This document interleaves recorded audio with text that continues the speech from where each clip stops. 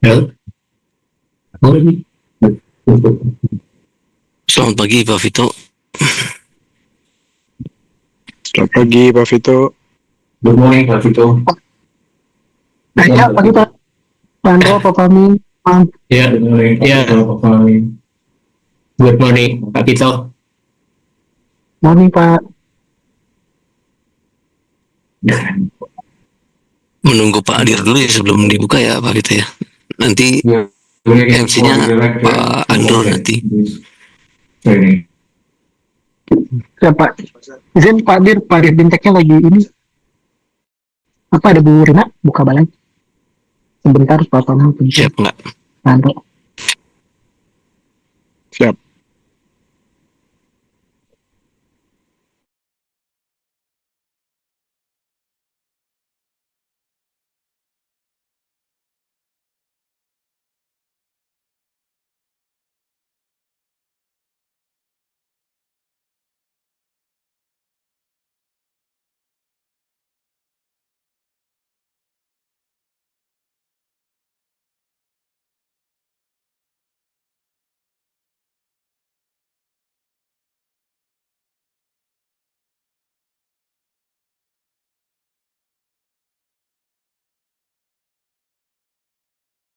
Recording in progress.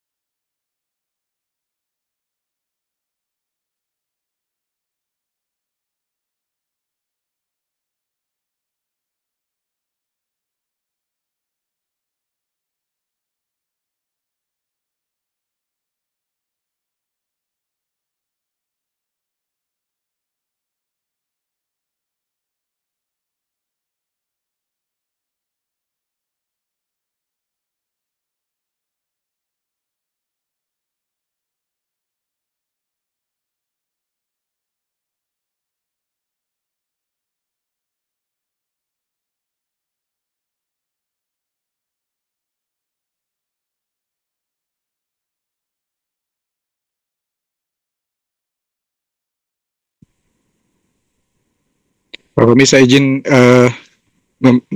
buka dan memberikan briefing housekeeping mungkin Pak ya. Silakan Pak Andro. Ya. Assalamualaikum warahmatullahi wabarakatuh. Selamat pagi Bapak Ibu semua. Terima kasih sudah hadir di kegiatan pembukaan pelatihan iRAP di Indonesia. Jadi sebelum mulai di pembukaan oleh Pak Direktur Bintek, kami ingin menyampaikan beberapa housekeeping terkait pelatihan ini. Jadi di pelatihan ini akan ada penerjemah secara simultan. Jadi Bapak Ibu nanti bisa mengklik tanda bola dunia di Zoom meeting dan memilih label Spanish. Mohon maaf ini hanya judulnya saja, tapi isinya nanti adalah bahasa Indonesia. Hanya belum diganti, jadi Bapak Ibu bisa memilih label Spanish di dalam tanda interpretasi bola dunia. Kemudian kita ada juga sesi tanya jawab menggunakan chat box, jadi Bapak Ibu bisa menulis pertanyaan atau apa yang perlu diklarifikasi di dalam chat box, dan tim dari iRAP akan coba menjawab nanti di akhir sesi.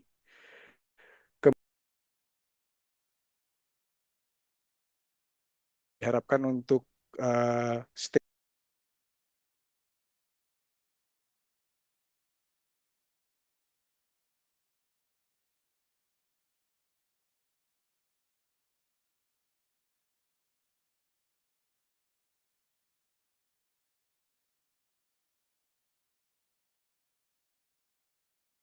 berikan waktu dan tempat untuk Pak Dir untuk membuka pelatihan ini. Terima kasih.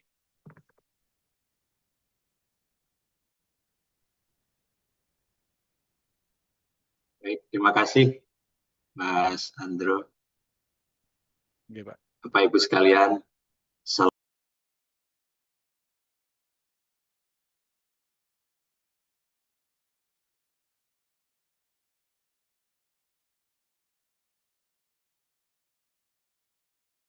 SSBCJ serta tim yang kami hormati Bapak Ibu dari Kiat, yang kami hormati Bapak Ibu para Kasubdit, yang kami hormati Bapak Ibu para peserta pelatihan iRAP. Pertama-tama kami mengucapkan terima kasih atas kehadiran Bapak Ibu semua dalam rangka paan untuk pelaksanaan pelatihan iRAP. Bapak Ibu sekalian, pemerintah Indonesia telah menetapkan rencana nasional keselamatan dan angkutan jalan atau RNK yang telah disusun sebagai kebijakan pemerintah untuk menurunkan jumlah fatalitas serta indeks fatalitas kecelakaan lalu lintas dan angkutan jalan. Fenomena tingginya angka kecelakaan lalu lintas angkutan jalan di Indonesia ini memberikan dampak yang signifikan, dampak kerugian baik pada tingkat makro perekonomian nasional maupun mikro perekonomian masyarakat. Untuk memperhatikan hal tersebut, kita tentunya akan terus berupaya untuk meningkatkan penyelenggaraan keselamatan jalan melalui peningkatan kualitas atau kinerja keselamatan jalan untuk infrastruktur jalan yang kita bangun. Adapun visi untuk RNK ini yaitu keselamatan lalu lintas dan angkutan jalan terbaik di Asia Tenggara melalui penciptaan sistem berkeselamatan, penguatan, koordinasi, dan pengembangan teknologi informasi dan komunikasi. Jadi Bapak Ibu, RNK ini juga didukung oleh pilar, 5 pilar keselamatan dalam RNK. Yang pertama, pilar 1 itu sistem yang berkeselamatan. Ini yang diampu oleh Bappenas. Pilar 2, jalan yang berkeselamatan. Ini Kementerian PU. Pilar 3, kendaraan yang berkeselamatan. Diampu oleh Kementerian Perhubungan. Pilar keempat, pengguna jalan yang berkeselamatan. Ini terkait dengan pengguna diampu oleh Polri. Dan yang kelima, penanganan korban kecelakaan. Ini terkait dengan kesehatan, tentunya Kementerian Kesehatan. Jadi dalam mendukung RNK ini, kita telah menetapkan ya masing-masing sasaran dan indikator kinerja, di mana sasaran dan indikator ini juga mencakup road assessment program yang Bapak Ibu ikuti pada hari ini yang telah dikembangkan oleh International Road Assessment Program atau iRAP. Kementerian Perhubungan Umum melalui Direktorat Jenderal Bina Marga secara bertahap dan terus berproses akan berupaya memenuhi sasaran dan indikator kinerja jangka panjang di dalam bidang keselamatan jalan. Untuk itu, kami mengucapkan terima kasih kepada semua pihak yang telah berkontribusi demi terselenggaranya pelatihan iRAP ini, khususnya pada tim dari iRAP sebagai tenaga pelatih dan kepada Kiat Kekemitraan Indonesia Australia untuk Infrastruktur yang telah membantu dalam menyiapkan dan memfasilitasi kegiatan ini. Saya berharap pelatihan ini akan memberikan peningkatan kapasitas kepada para peserta, khususnya bagi para perencana dan pelaksana jalan yang berkeselamatan di lingkungan Direktorat Jenderal Bina Marga, yang selanjutnya akan melakukan analisis pemeringkatan bintang atau star rating dan juga berdasarkan rating tersebut akan menyusun program kerja, merancang desain jalan berkeselamatan, melaksanakan konstruksi, serta melakukan monitoring dan audit jalan berkeselamatan.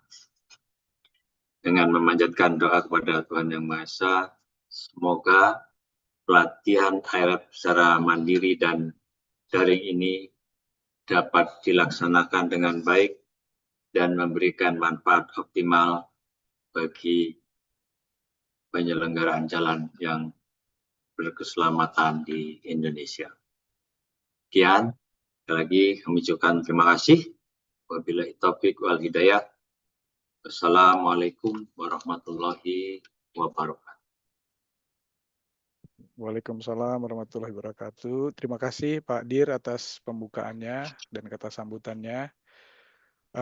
Selanjutnya kita akan mendengarkan pengantar rencana strategis Direktorat Jenderal Bina Marga 2025-2029 yang akan dibawakan oleh Direktorat SSPJJ, dalam hal ini diwakilkan oleh Kepala Subdirektorat Keterpaduan Perencanaan dan Sistem Jaringan Jalan, Ibu Julia Agustin. Waktu dan tempat kami persilahkan, Ibu. Baik, makasih Pak Andro. Assalamualaikum warahmatullahi wabarakatuh. Yang saya hormati Pak Dirbintek, Pak Panca, untuk pembukaannya. Izin Pak, Pak Dirdewo tidak bisa menyampaikan sambutannya, dan pengantar hari ini akhirnya disampaikan oleh kami. Kemudian dari Kiat mungkin ada tim Pak Fahmi dan kawan-kawan, kemudian dari tim konsultan AMCR, dan juga mungkin tim dari iRAP yang akan melaksanakan pelatihan untuk beberapa waktu ke depan. Izinkan kami ini kepada para peserta pelatihan untuk memberikan sedikit pengantar terkait dengan keselamatan di dalam rencana strategis Ditjen Bina Marga 2025-2029. Jadi nanti memang ke depan aspek keselamatan ini akan masuk ke dalam Rensra sama seperti sebelumnya. Namun kalau di Rensra sebelumnya kita akan menggunakan lebih ke banyak penanganan black spot gitu ya.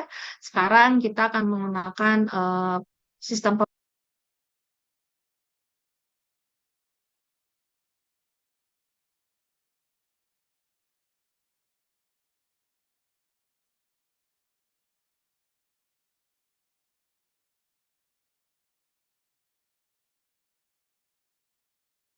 lima tahun ke depan dalam hal menyusun rencana meningkatkan jalan-jalan kita yang belum mendapatkan peringkat bintang minimum 3.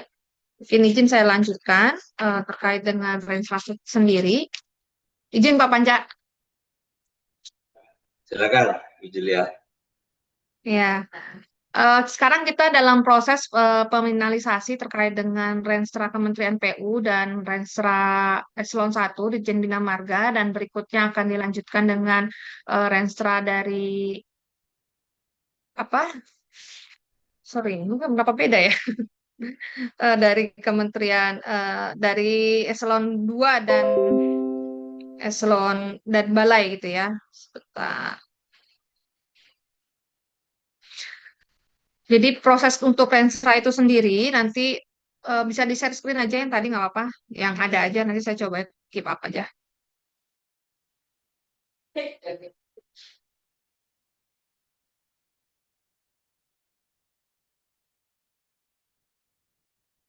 Presentation. Oke, Okay. kita mulai dari We start with bahwa di dalam that in Renstra itu akan the ada strategic plan or Rensra, dengan, it's related visi to dan sasaran vision program and the Kementerian mission PU. of strategic Jadi kalau kita target of mau the Ministry of prosesnya lagi Public di Health. dalam RPJMN, memang itu sudah ada terkait dengan aksa cita dan lain-lain. Jadi Bina Marga itu punya tugas terkait dengan beberapa PN, terutama di PN 3 dan PN 5, Asa Cita 3 dan Asa Cita 5, terkait dengan dukungan terhadap kawasan strategis dan juga terkait dengan infrastruktur. Jadi salah satu visi Kementerian PU itu adalah untuk mewujudkan Indonesia mendukung Fondasi Indonesia Emas 2045 melalui penyelenggaraan infrastruktur pekerjaan umum yang andal dan berkelanjutan. Mungkin teman-teman udah tahu sasarannya adalah PU 608. Ya, ini untuk mencapai efisiensi investasi di bawah 6%, pengentasan kemiskinan menuju 0%, dan mendorong pertumbuhan mencapai 8%. Angka 608 ini sendiri sebenarnya adalah target-target RPJPN 2045, yaitu mendukung Indonesia Emas 2045. Nah, terkait dengan misi Kementerian PU, khususnya untuk Bina Marga, itu ada di misi kedua, yaitu membangun infrastruktur konektivitas yang berkualitas dan terintegrasi, yang sasaran strategisnya adalah meningkatnya kinerja pelayanan infrastruktur konektivitas jalan. Nah, ini yang We have improved yang dikerjakan oleh Ditjen Bina Marga, performance ini program of infrastruktur infrastructure. konektivitas. Kalau yang So di bawah connectivity is important. ya, mungkin nggak perlu saya sampaikan di sini. There are some other things here, but I don't have to tell them all. Next, Nah, kalau untuk struktur rensranya sendiri, regarding the kita baca untuk strategic plan, we read visi, here itu for jalan DGH, mendukung we have keberlangsungan excellent dalam and reliable roads fondasi to Indonesia support Emas the 2045. 2045 Goal Indonesia visions. You have the mission is the network is sustainable, and we also try to reform the management, the governance. Misi pertama adalah terwujudnya The, efektivitas dukungan konektivitas jaringan jalan, dan yang the kedua first is to the first jalan target is to perkembangan tumbuhan. Ada beberapa tadi yang T1 itu adalah sasaran strategisnya meningkatnya kinerja pelayanan infrastruktur konektivitas jalan. improve the performance of road connectivity. Indikator kinerja dan sasaran strategisnya adalah waktu tempuh. Ada dua, ini waktu tempuh lintas utama dan kemudian pada waktu tempuh jaringan jalan nasional. Waktu tempuh lintas utama ini adalah salah satu juga indikator dari RPJMN untuk penugasan PN3 di konektivitas jalan.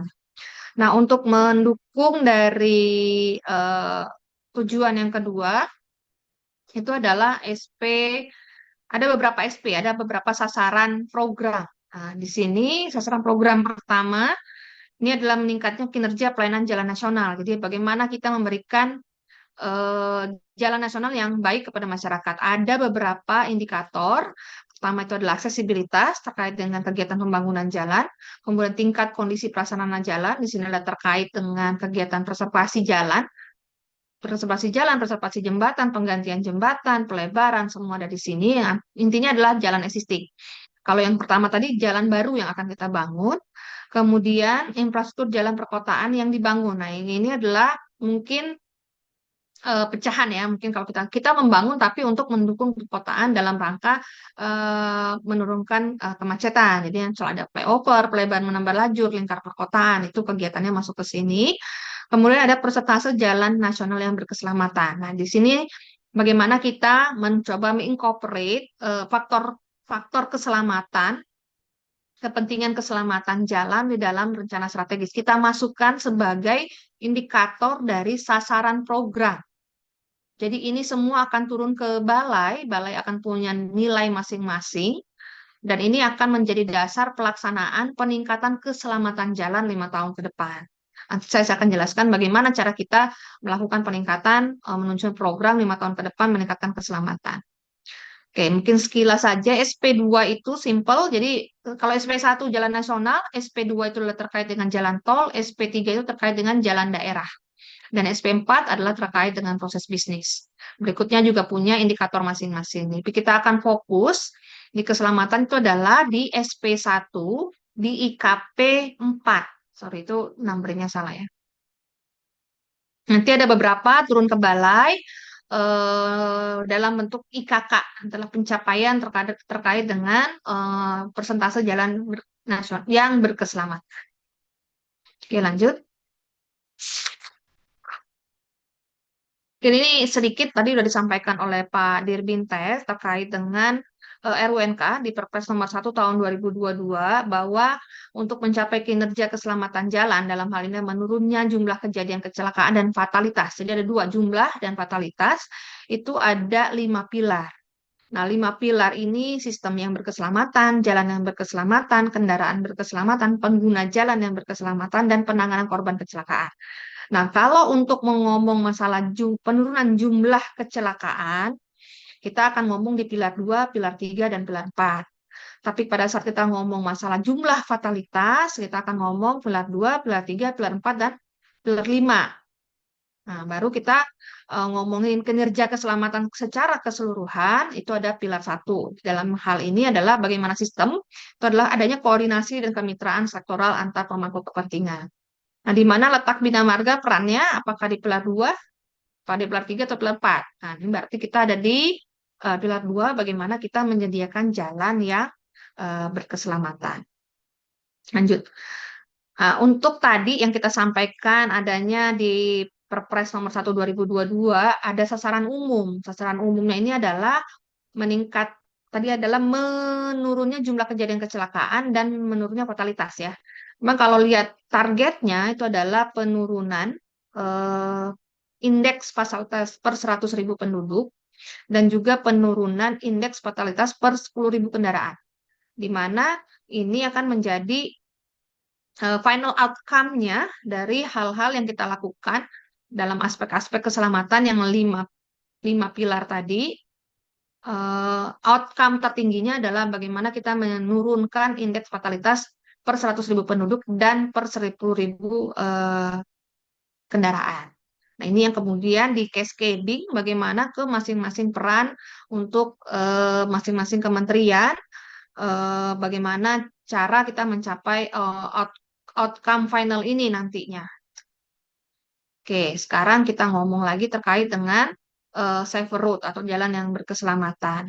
Kalau kita mau ngomong next coba, pendekatan program, kita ngomongin masalah jalan berkeselamatan, itu ada beberapa aspek. Yang pertama adalah road surface ataupun permukaan jalannya sendiri, roadside adalah bagaimana kondisi di sisi jalannya, environment-nya seperti apa, sekitar jalannya ya, mungkin ada bangunan atau yang lain-lain.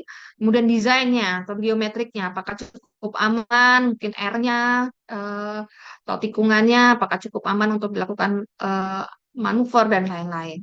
Kemudian adanya tidaknya special lane, misalnya untuk menanjak gitu ya, untuk memberikan ruang yang lebih berkeselamatan dengan adanya dedicated lane.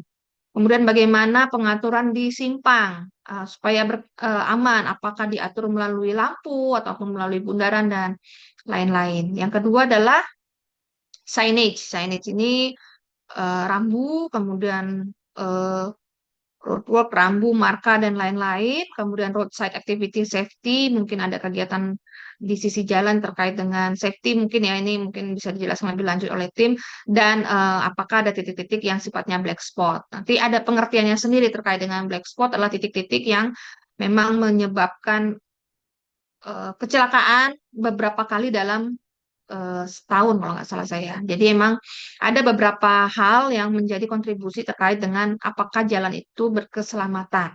Tapi yang ada di Bina Marga adalah bagaimana kita mengatur terkait dengan geometriknya, kalau memang diperlukan dedicated lane seperti apa, persimpangannya bagaimana, kemudian permukaan jalannya seperti apa, dan perambuannya seperti apa, bekerjasama dengan perhubungan. Ini akhirnya kita membutuhkan beberapa kegiatan ya. Di sini misalnya ada perencanaan dan desain, self diagnostic of performance route, jadi seperti uji layak fungsi kali ya, audit dan inspeksi terkait dengan pelaksanaan selama mulai dari perencanaan, FS, desain, itu bagaimana audit safety-nya, bagaimana kita melakukan emergency response, controlling hazard, kalau memang ada hazard, dan road safety improvement, manajemen kecepatan jalan, dan pengembangan SDM. Ada beberapa istilah di sini, mungkin forgiving road, artinya mungkin apakah bagaimana jalan itu, saya mungkin memahaminya bukan berkeselamatan, tapi memaafkan gitu ya. Berarti dia memberikan penjelasan kepada eh, pengguna jalan bahwa memang ada kondisi-kondisi tertentu yang tidak bisa kita hindari, sehingga perlu ada penjelasan baik melalui rambu ataupun marka. Di sini ada self-explaining route dan self-enforcing route. Mungkin ini nanti bisa dijelaskan oleh selama pelatihan ya. Nah, ini mungkin luarannya terkait dengan pemenuhan fisik jalan, ada persyaratan teknis jalan dan kondisinya, kondisi lingkungan, bagaimana agar dia tidak menyebabkan terjadinya kecelakaan atau mengurangi keparahan korban atau fatality-nya, mendorong perilaku aman dan lain-lain dengan segala kontribusi ataupun parameter-parameter yang disebutkan sebelumnya. Nah, kalau untuk persyaratan teknis jalan rasanya sudah diatur, kita sudah punya Permen nomor 5 terkait dengan persyaratan teknis jalan. Lanjut. Nah, mungkin tadi kita udah paham ada sasaran final outcome. Nah, kemudian kita punya untuk khusus di pilar 2, jalan yang berkeselamatan. Di dalam RUNK sudah ditentukan bahwa yang menjadi sasarannya adalah pada tahun 2030 seluruh jalan baru memenuhi standar teknis keselamatan untuk semua pengguna jalan. Setidaknya memenuhi standar pemeringkatan jalan bintang 3 untuk semua moda pada tahun 2030. Terus ada yang kedua, pada tahun 2030 lebih dari 75% kendaraan bermotor melakukan perjalanan di jalan existing yang telah memenuhi standar pemeringkatan jalan bintang 3. Jadi nomor pertama itu adalah untuk jalan baru, nomor yang kedua adalah untuk jalan existing. Kalau yang jalan baru udah pasti sudah kita kontrol melalui desain. Di teman-teman kalau yang berada di P2JN harus memperhatikan aspek-aspek keselamatan sehingga nanti kalau ada audit sudah bisa kita nyatakan bahwa jalan yang dibangun tersebut sudah memenuhi jalan bintang 3 untuk semua moda. Artinya termasuk juga untuk pengguna jalan pejalan kaki dan lain-lain. Tidak hanya kendaraan maksudnya. Kemudian untuk tahun 2030 ini di jalan existing kita punya 47.000 jalan, itu 75%, artinya tidak semua traffic yang akan menggunakan jalan itu tidak semua akan ada di 47.000. Jadi ada 75% kendaraan itu akan lewat mana. Ini sudah kita identifikasi. Itu ada sekitar 27.000 kilometer jalan nasional yang mengakomodasi, menampung 75% perjalanan seluruh Indonesia untuk kendaraan. Ya. Nah, ini yang sudah kita identifikasi, yang kemudian akan menjadi dasar mana jalan-jalan yang akan kita tingkatkan. Jadi kita selama 1 tahun kemarin bersama dengan Balai sudah berhasil mendapatkan baseline itu sekitar 56% jalan dari 27.000 kilometer jalan tersebut berbintang 3 321 ya. Itu yang 345 sorry. Yang sudah dilakukan dan akan kita tingkatkan dalam 5 tahun ke depan. Jadi nanti mungkin tiap balai harus mengetahui mana jalan-jalannya yang sudah berbintang 3 dan ke atas, mana yang belum. Nah, yang belum ini yang kita akan konsentrasikan, mana yang akan kita tingkatkan. Bagaimana kita meningkatkannya? Nah, ini yang kita akan lakukan melalui pelatihan di beberapa waktu ke depan. Lanjut. Mungkin ini sedikit bagaimana relasi antara beberapa pilar kepada final outcome. Jadi tadi kita di pilar 2 itu final outcome-nya bagaimana kita menentukan agar mencapai jalan yang nasional di 27.000 kilometer tersebut berbintang 3 itu akan mendukung kepada capaian target 1 dan target 2 final outcome penurunan fatalitas per jumlah penduduk ataupun per jumlah kendaraan. Di luar ada pilar-pilar lain yang dilakukan oleh kementerian-kementerian lainnya. Oke, lanjut. Nah, ini mungkin tadi intermediate outcome-nya tadi yang saya sampaikan, perjalanan kendaraan bermotor melalui jalan existing telah memenuhi pemeringkatan jalan bintang 3 sehingga akan mencapai final outcome fatalitas kecelakaan, penurunan jumlah fatalitas kecelakaan yang akhirnya ada impact-nya adalah penurunan biaya eksternalitas kecelakaan lalu lintas. Nah, bagaimana kita melakukan intermediate outcome tadi? Ada beberapa hal. Yang pertama adalah penyempurnaan regulasi keselamatan lalu lintas angkutan jalan terkait dengan jalan yang berkeselamatan. Mungkin ini kita dan bersama dengan Kementerian Perhubungan dan Kepolisian. Kemudian penetapan pemeringkatan jalan di jalan bebas hambatan, jalan nasional dan jalan daerah. Ini yang mungkin kita juga punya PR kalau untuk jalan bebas hambatan ini secara otomatis dengan adanya SLO ya untuk uji layak fungsi kita nyatakan bahwa sudah bintang 3 secara minimum. Untuk jalan nasional kita sudah punya baseline dan data-data yang jalan-jalan yang belum memenuhi bintang 3 dan ini mungkin yang ke depan tuh jalan daerah. Bagaimana kita menyampaikan pendekatan ini kepada pemerintah daerah. Kemudian ada pengawasan jalan yang berkeselamatan, kemudian pengendalian fungsi kegiatan dan pengendalian bahaya di ruang jalan, mungkin ini terkait dengan izin-izin dan lain-lain, perbaikan badan jalan, pemenuhan persyaratan layak fungsi dan kelengkapan jalan, dan penyelenggaraan fasilitas bagi pejalan kaki dan pesepeda terutama di jalan perkotaan. Jadi ada beberapa output yang perlu kita lakukan dalam rangka mendukung penurunan tadi. Peningkatan jalan yang berbintang 3. Oke, mungkin secara langsung saya sampaikan apa yang sudah kita lakukan di dalam rangka penyusunan Renstra. Jadi untuk mendukung IKP 4 tadi, Jalan Nasional Berkeselamatan, menggunakan pedoman teknis uji layak fungsi, kita melakukan dan SE Dirjen ya, pedoman petunjuk teknis uji layak fungsi, menentukan star rating SRS untuk pemeringkatan bintang yang dilakukan oleh balai. Kemudian kita coba sandingkan dengan data lalu lintas, kita dapat juga data panjang jalan, kita hitung akhirnya evaluasi kondisi baseline-nya dulu. Berapa panjang jalan kita yang berapa bersat traffic 75% VKT. Nah, ini yang VKT-nya adalah ini bacanya apa? Miliar ya kendaraan itu ya. 1 miliar. Pendekatan dengan panjang ruas jalan dikali ADT. Kemudian kita cari 75%-nya. Ini ada di angka 78 dan 874 juta ya. Nah, ini ada di 2.365 ruas atau di 27.000 kilometer jalan. Betul ya Pak Fahmi ya? Betul. Mungkin nanti bisa didetailkan.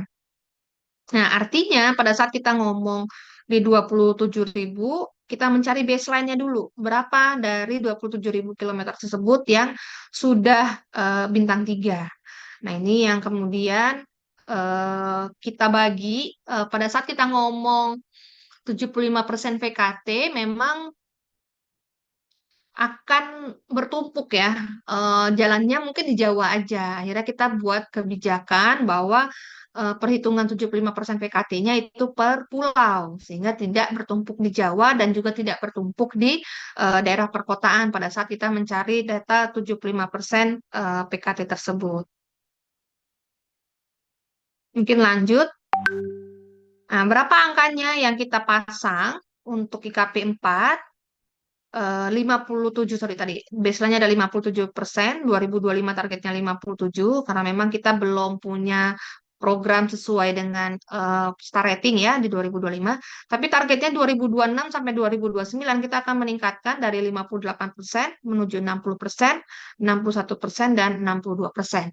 Jadi harapan kita dari 27.000 kilo itu ada sekitar 2.700 kalau nggak salah saya, benar ya, kilometer jalan yang akan kita tingkatkan bintangnya dari 2026 sampai dengan 2029. Atau, sorry, 2.150 kilometer ya, kalau akan kita tingkatkan. Coba, ini udah belum? Next, coba.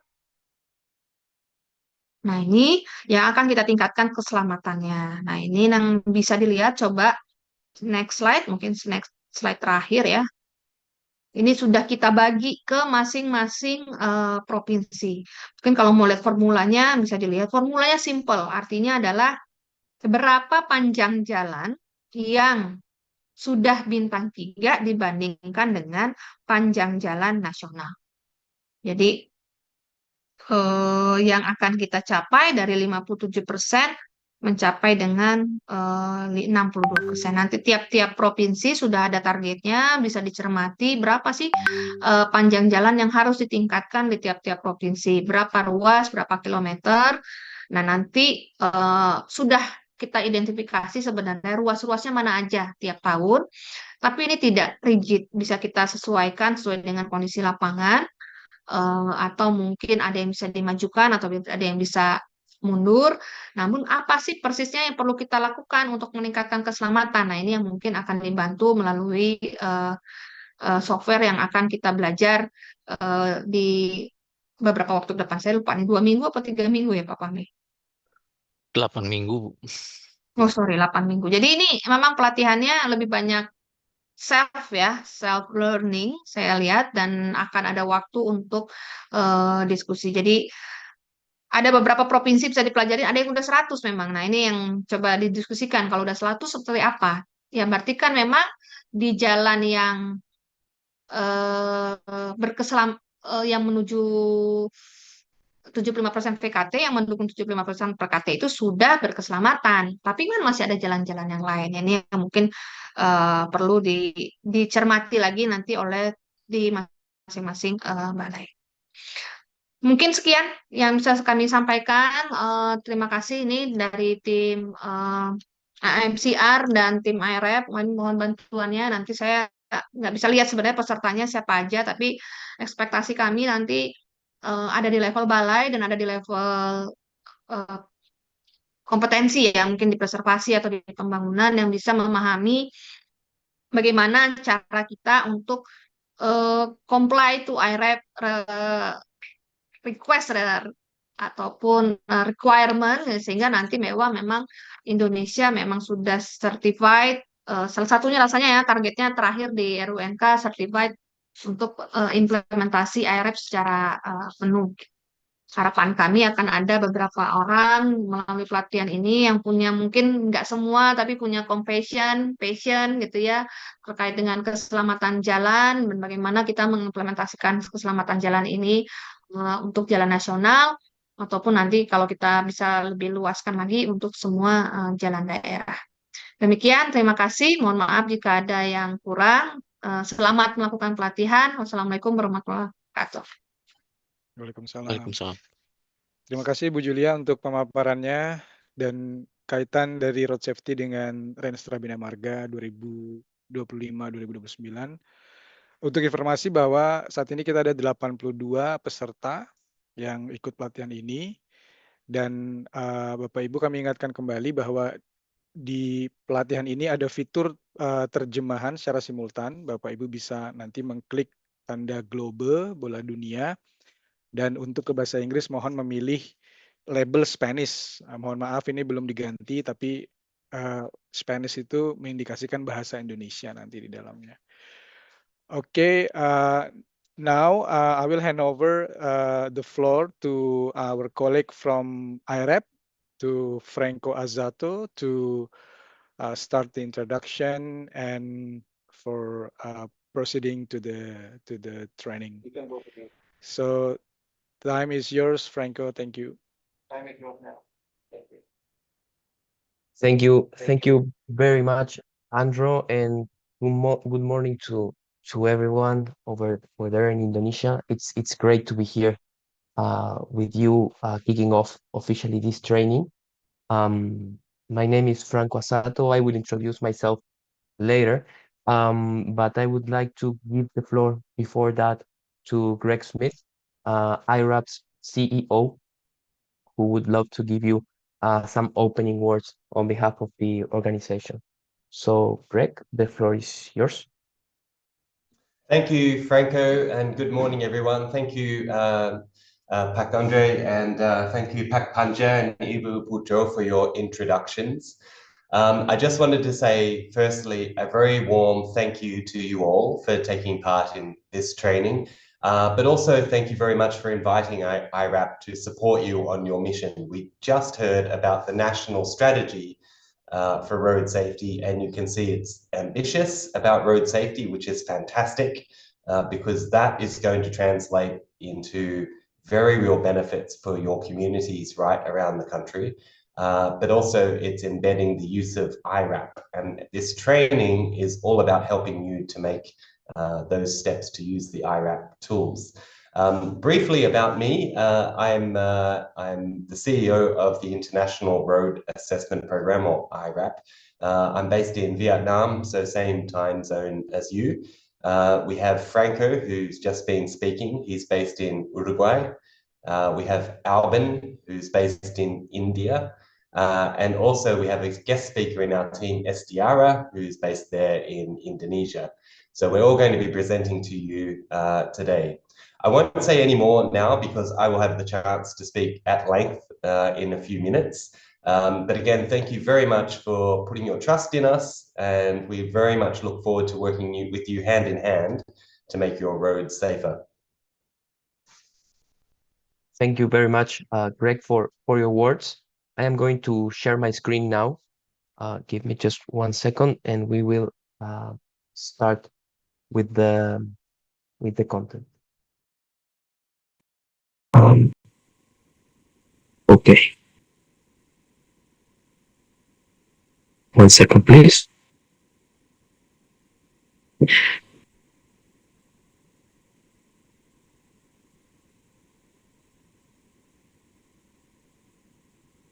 Okay, so welcome again to the training.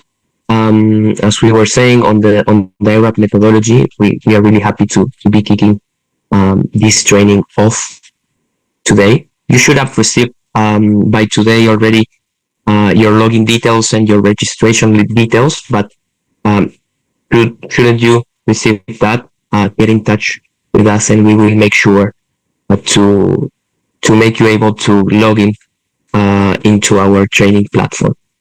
Just to do a little bit of housekeeping, Andrew did this already, but just to be on the same page. The webinar is going to long about 130 minutes. Maybe we go a little bit longer. We'll try not to, for respect of your own time. There is interpretation available from English to Bahasa and from Bahasa to English.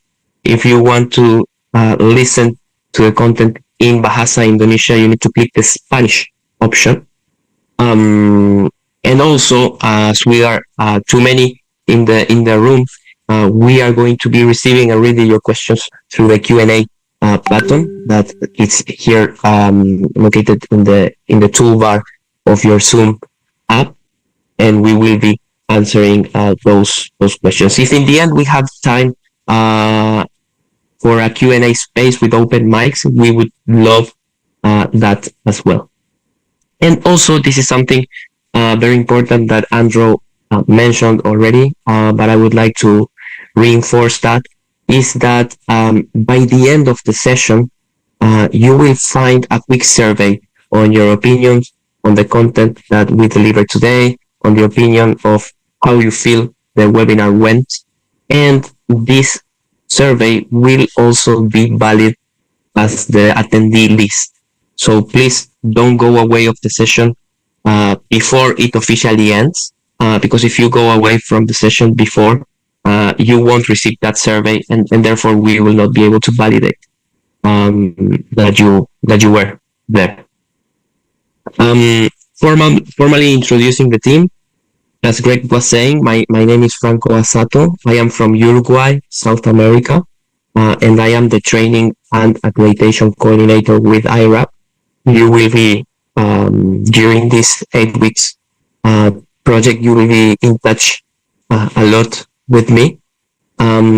Joining us today, it's also Greg Smith. Greg, you already met him, but he is our CEO at the International Road Assessment Program, iRAP. He is based in Vietnam, in Hanoi, and he will also be a visible face, especially during our live content sharing. We also have Alvin Tarakan. He is our road safety engineer, who will be joining from India. He will also be here with us in our live sessions, spreading all the expertise he has in using the tools and applying the tools in the field. And with him, we don't have him today, but you will see a lot also Agustin Centeno, who is one of our road safety engineers as well.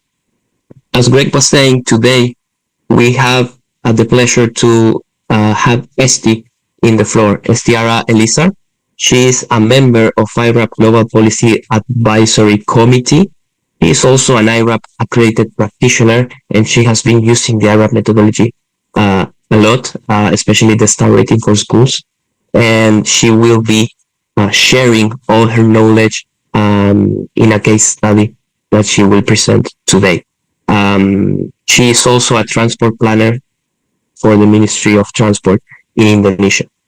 So this is the team that will deliver the presentations today. As per the agenda, just a quick run through it.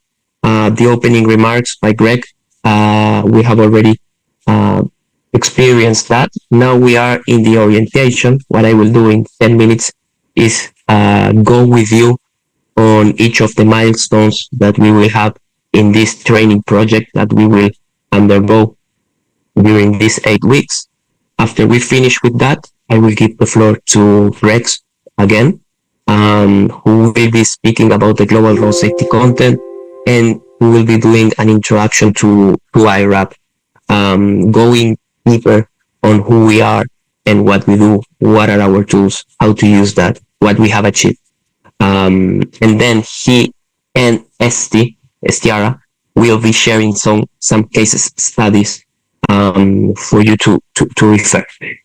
After that, Alvin will be taking the floor, and he will be demonstrating you how to use the star rating demonstrator, which is our first approach for a hands-on application of the iRAP methodology. And you will get a lot of good knowledge from that, that will make you able to jump into a training platform with a little bit more background.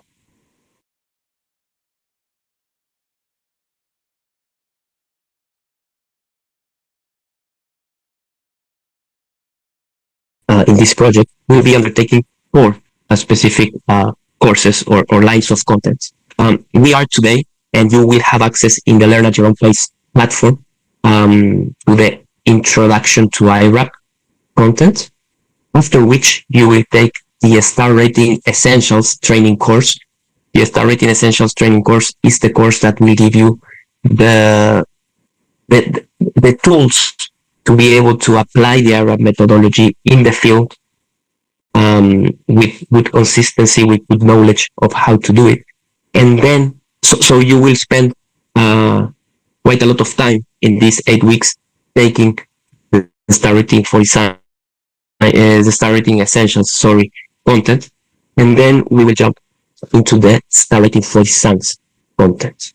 The Star Rating for Designs will be delivered in our training platform, but also online. So you will be able to jump with us into 2 workshops that we will do and that we will deliver, and then you will be able to grasp all that content and jump into the training platform to practice with it. The star rating essentials will be undertaken in the learn at your own pace platform. So we rely on you jumping into a platform, taking the content, and what we will do is regularly we will jump into live meetings to follow up on doubts that you will have for sure, together with Alvin and Agustin. So we make sure that we go along with you through all the process. What you will learn in these 3 courses that I mentioned is how the iRAP cycle works. You will go deeper into this, but when you do an iRAP assessment, you will start with doing a road survey according to a given specification. After which you will jump into the road attribute coding stage. You will need to somehow translate what you see in the images into codes, and you will code around 56 attributes, each every 100 meters of road. What is an attribute? Alvin will go much deeper on this, but the delineation, the road condition, the skid resistance, the lighting, the severities that you have in the driver's side and in the passenger side, the distance to the severity, all of those are attributes that you will code once every 100 meters, and you will also add to those attributes the operation nature of that road. So you will be also checking on the mean speed that vehicles are traveling in that road, the 85th percentile of the speed. You will check if there are pedestrians crossing the street, walking along the street, and with all of that information, you will be able to perform star ratings. Having the star ratings, understanding how people are sadly dying in your roads, and also understanding the costs matrix of implementing solutions in your country, you will be able to generate what we call a safer roads investment plan. What here in the screen says priority safety countermeasures. So the VIDA platform, you will learn what VIDA is in these courses, will not only give you, as I was saying, the star ratings, but will give you a proposed solution on what to do in that situation. Ideally, after you have your SHRIP, your Safer Road Investment Plan, you will run a star rating for designs to be sure that the design that you are going to implement is going to fit your needs in terms of saving lives there, and it's going to achieve the star ratings that you really want. That, of course, you are going to learn in the star rating for designs training course. Well, after that stage, you jump into implementation. The iRAP cycle, it's not to do once, of course. So we have this arrow that closes the loop between implementation and survey, because, as you know, countermeasure implementations have a service life, and well, you should periodically check the conditions of your road. I mentioned another training, which is the star rating for schools training course. The star rating for schools, is a training course that you will undertake at your own pace in our training platform, and it's a methodology and a tool that focuses in the pedestrian model of the iRAP methodology. So here, the scope that the tool has is ensuring that our kids are traveling from and to the school environment in a safe way. So we need to identify, first of all, how they are traveling, the pathways that they are traveling from and to, and we will assess the safety situation of those points. And of course, we will try to make that journey as safe as possible for our kids. Esti will share a lot of information during her presentation today about this. So this is an idea for you to picture the training and the content that you will be facing in these 8 weeks.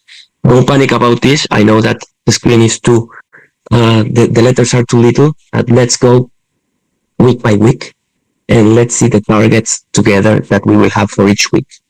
We are now starting the week 1, in which we will request you, or the target that we have for this week is you having participated in this meeting, receiving the login details to the training platform, which is training.irap.org. And here you will be able to access to the 4 courses that I was telling you about. The star rating for designs, though, will be available in the upcoming weeks, will be available in week 3 or 4. But you need to undertake the trainings in this order that I'm telling you. So you need to start with the introduction to iRAP, then you will jump to the star rating essentials, where, as I was saying, you will spend a lot of time. Then we will go to the star rating for designs content in week 7. Now we will see in which week, and then we will close the training with star rating for schools. But when you log into the platform, you will see all the accesses together. Give me 1 second to drink some water, and I will continue. Sorry for this.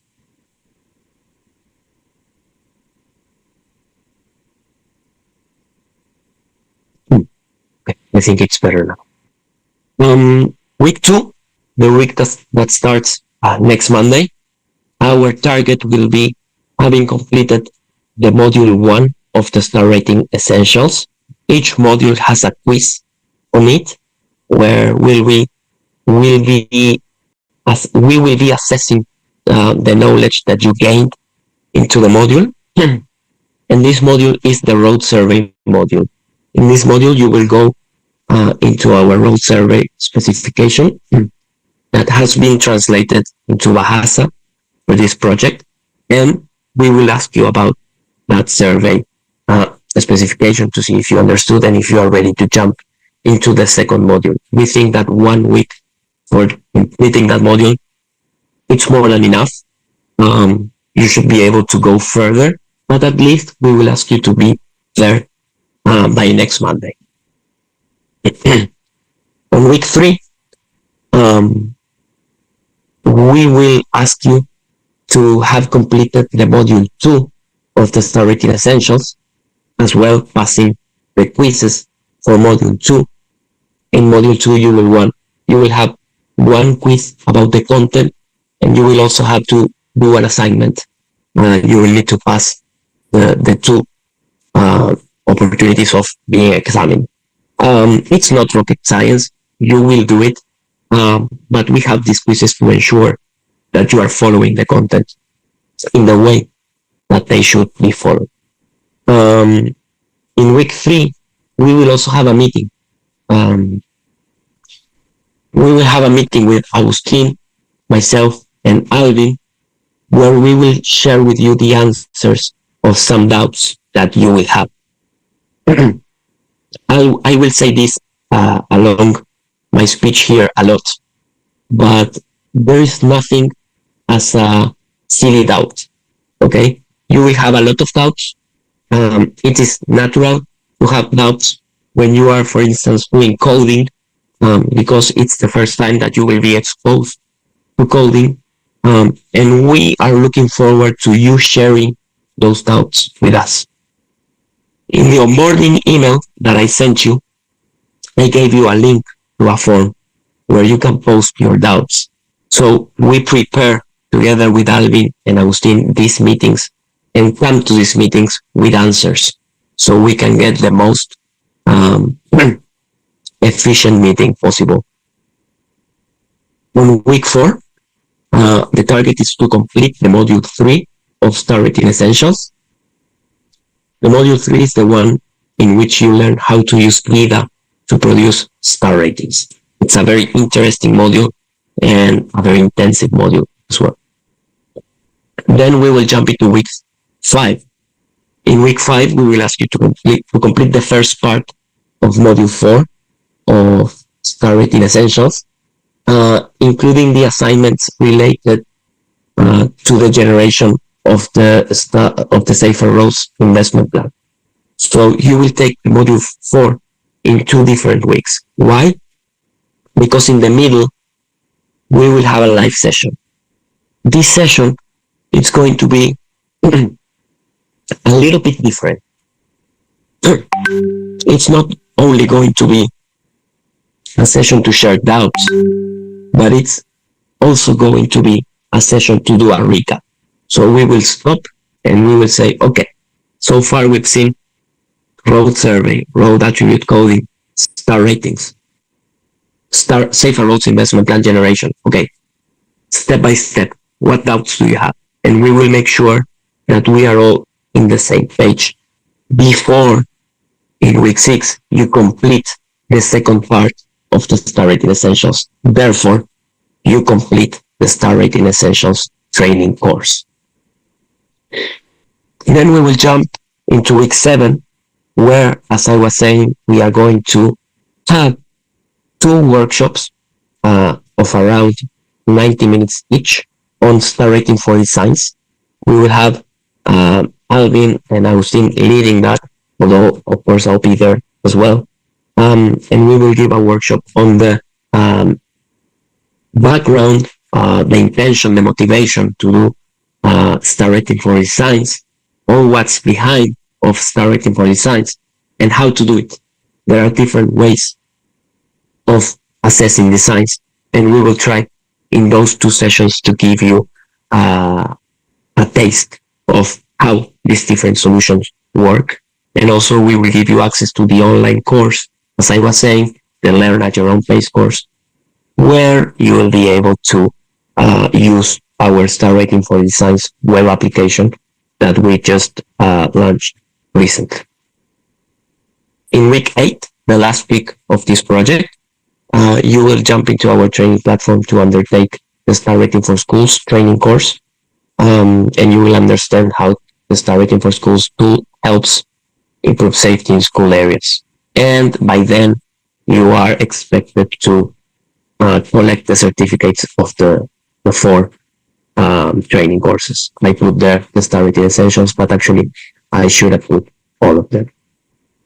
I don't want to take much more of your time before giving the floor to Greg once again, but there are some things to consider. Again, I want to remark this.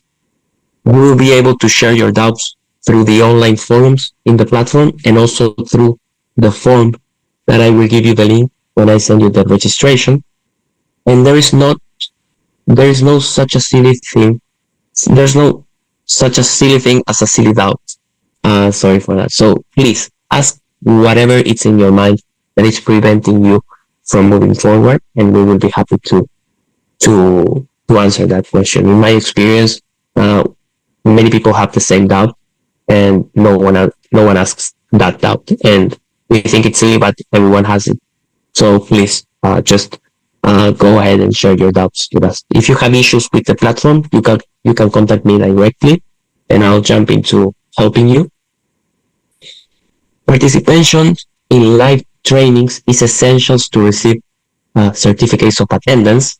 When you complete the survey after this session, we will have the attendees list, and a certificate of attendance will be generated to show that you were here today. And you need to complete the courses in our training platform to receive a certificate of completion. There's a difference between attendance and completion. Here, you might not get asked about the content that we gave. And in the Learn at Your Own Pace platform, you will be going through quizzes. So the certificate of completion, it's more important, let's say, if you want to put it in some way, than the certificate of attendance. We encourage you to get all the certificate of attendance as possible, and all the certificates of completion, to have a very good learning journey. You can contact me through my email. I will put it in the chat, so you have to write now. It's my name, not my last name, at iRAP.org, and I'll be happy to assist you should you have any doubt. I thank you very much for your time. I don't want to take more minutes of you, so I will give the floor to Greg now to start with the introduction to iRAP content. Greg, the floor is yours, and thank you. Thank you, Franco. Thank you, everyone. And I trust that you're getting the translations well, and the English is coming through. But please do raise your hand or let us know if you have any problems or you need us to slow down a little. But with that, I'm going to share my screen now. So I'm going to show you some slides, and I'll jump right in. So what I'm going to present here is a bit of background about iRAP, some of the global policy context, and some of about the tools that we use, and then some of the case studies that we can share with you as well. This information. Sorry to interrupt. You are showing the presentator screen. Oh yeah, you don't like that? Okay, let me see. Presentation. Okay. What should I do here? Put that? Put the presentation mode. Yeah, I clicked it. Or share your other screen. You are working in two screens, right? Oh, I see. Hang on. Yeah. Yeah. Hang on. Sorry, everyone. No, it's okay. Let me unplug this.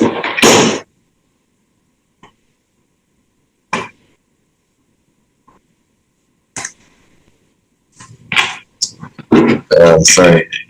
Okay, what have we done here?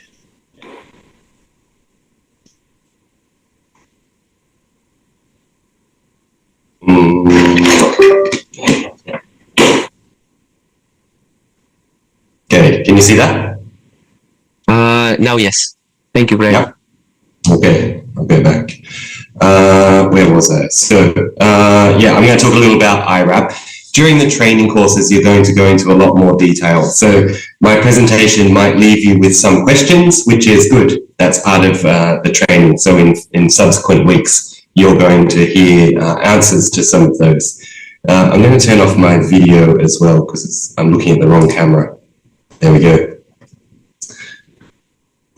Okay, so briefly, iRAP is actually a charity, and our charitable thing that we do is we provide the tools and methodology freely to everyone around the world. So they're your tools to use. Those tools, the iRAP star ratings, for example, have become something of a global standard for infrastructure safety assessments. They've been used all around the world in more than 100 countries, and they're influencing more than $100 billion of investment. At the iRAP organization, we also support the use of those tools and methodology with training, communications, and advocacy. And as you can see on the right-hand side, we collaborate with organizations all around the world, some of the leading development organizations, but also many countries have established their own RAP. So there's a chance for you in Indonesia also to establish Indonesia RAP, for example. So just to emphasize, the tools are being used in more than 135 countries around the world, but in fact, nearly every country has used iRAP resources in one way or another. There's been more than 2 million kilometers of roads star rated, thousands of schools star rated, but the most important infographic element that you can see on the screen there is that the estimate is that so far, projects that have used the iRAP methodology have helped to prevent about 700,000 deaths and serious injuries. And that's over a limited period of time. We're getting that study updated now. So very large impact through projects that have made use of the iRAP tools. In terms of the global context, so earlier we heard about the national strategy for Indonesia. And that strategy fits very well within the global context.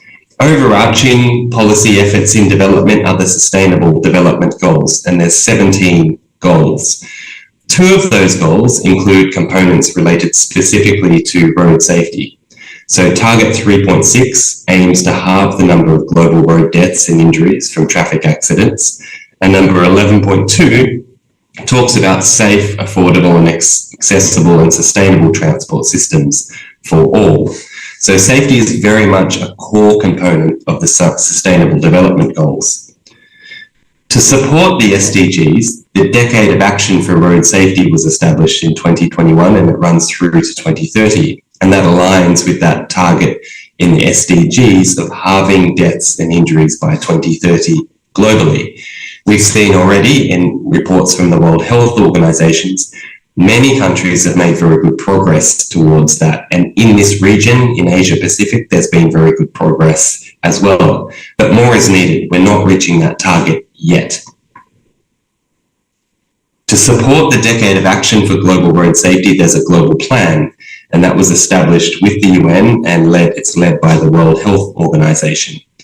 It explains what to do, how to do it, and who should do it. On the left-hand side, you can see those green icons, and it identifies 5 key areas of focus, including multimodal transport and land use planning, safe road infrastructure, safe vehicles, safe road use, and post-crash care. The part that we're most focused on is that safe road infrastructure component. So we're focusing on how to improve the infrastructure side of things in terms of safety to reach that 50% target. Within the global plan, and you can see the link to the global plan there at the bottom of the screen, there's a URL, you can download it yourself if you're interested. It has a series of recommended actions to improve the safety of road infrastructure. And I think from what I saw in that presentation earlier about the national strategy, many of those elements of your national strategy line up reasonably well with the global plan strategy. But it would be useful to take a look at your strategy and compare it to these recommended actions. You can see, for example, action number 5, I think there, it says, undertake road safety audits on all sections of new roads and complete assessments using independent and accredited experts to ensure minimum standard of 3 stars or better for all road users. So that's one example of where the star ratings are written into the global plan to provide guidance about how to make road infrastructure safe. Also supporting the global plan are these 12 global road safety performance targets, and they relate to management, infrastructure, road use, vehicles, and post-crash care. The yellow ones, targets 3 and targets 4, are the ones that relate specifically to infrastructure. So these are the global targets that are included in the global plan, in the Decade of Action under the SDGs. So target 3 relates to all new roads. So if you're developing a new road, if you're designing a road, upgrading, retrofitting or rehabilitating a road, the goal is to make sure that those improvements lead to it being 3 stars or better for all road users.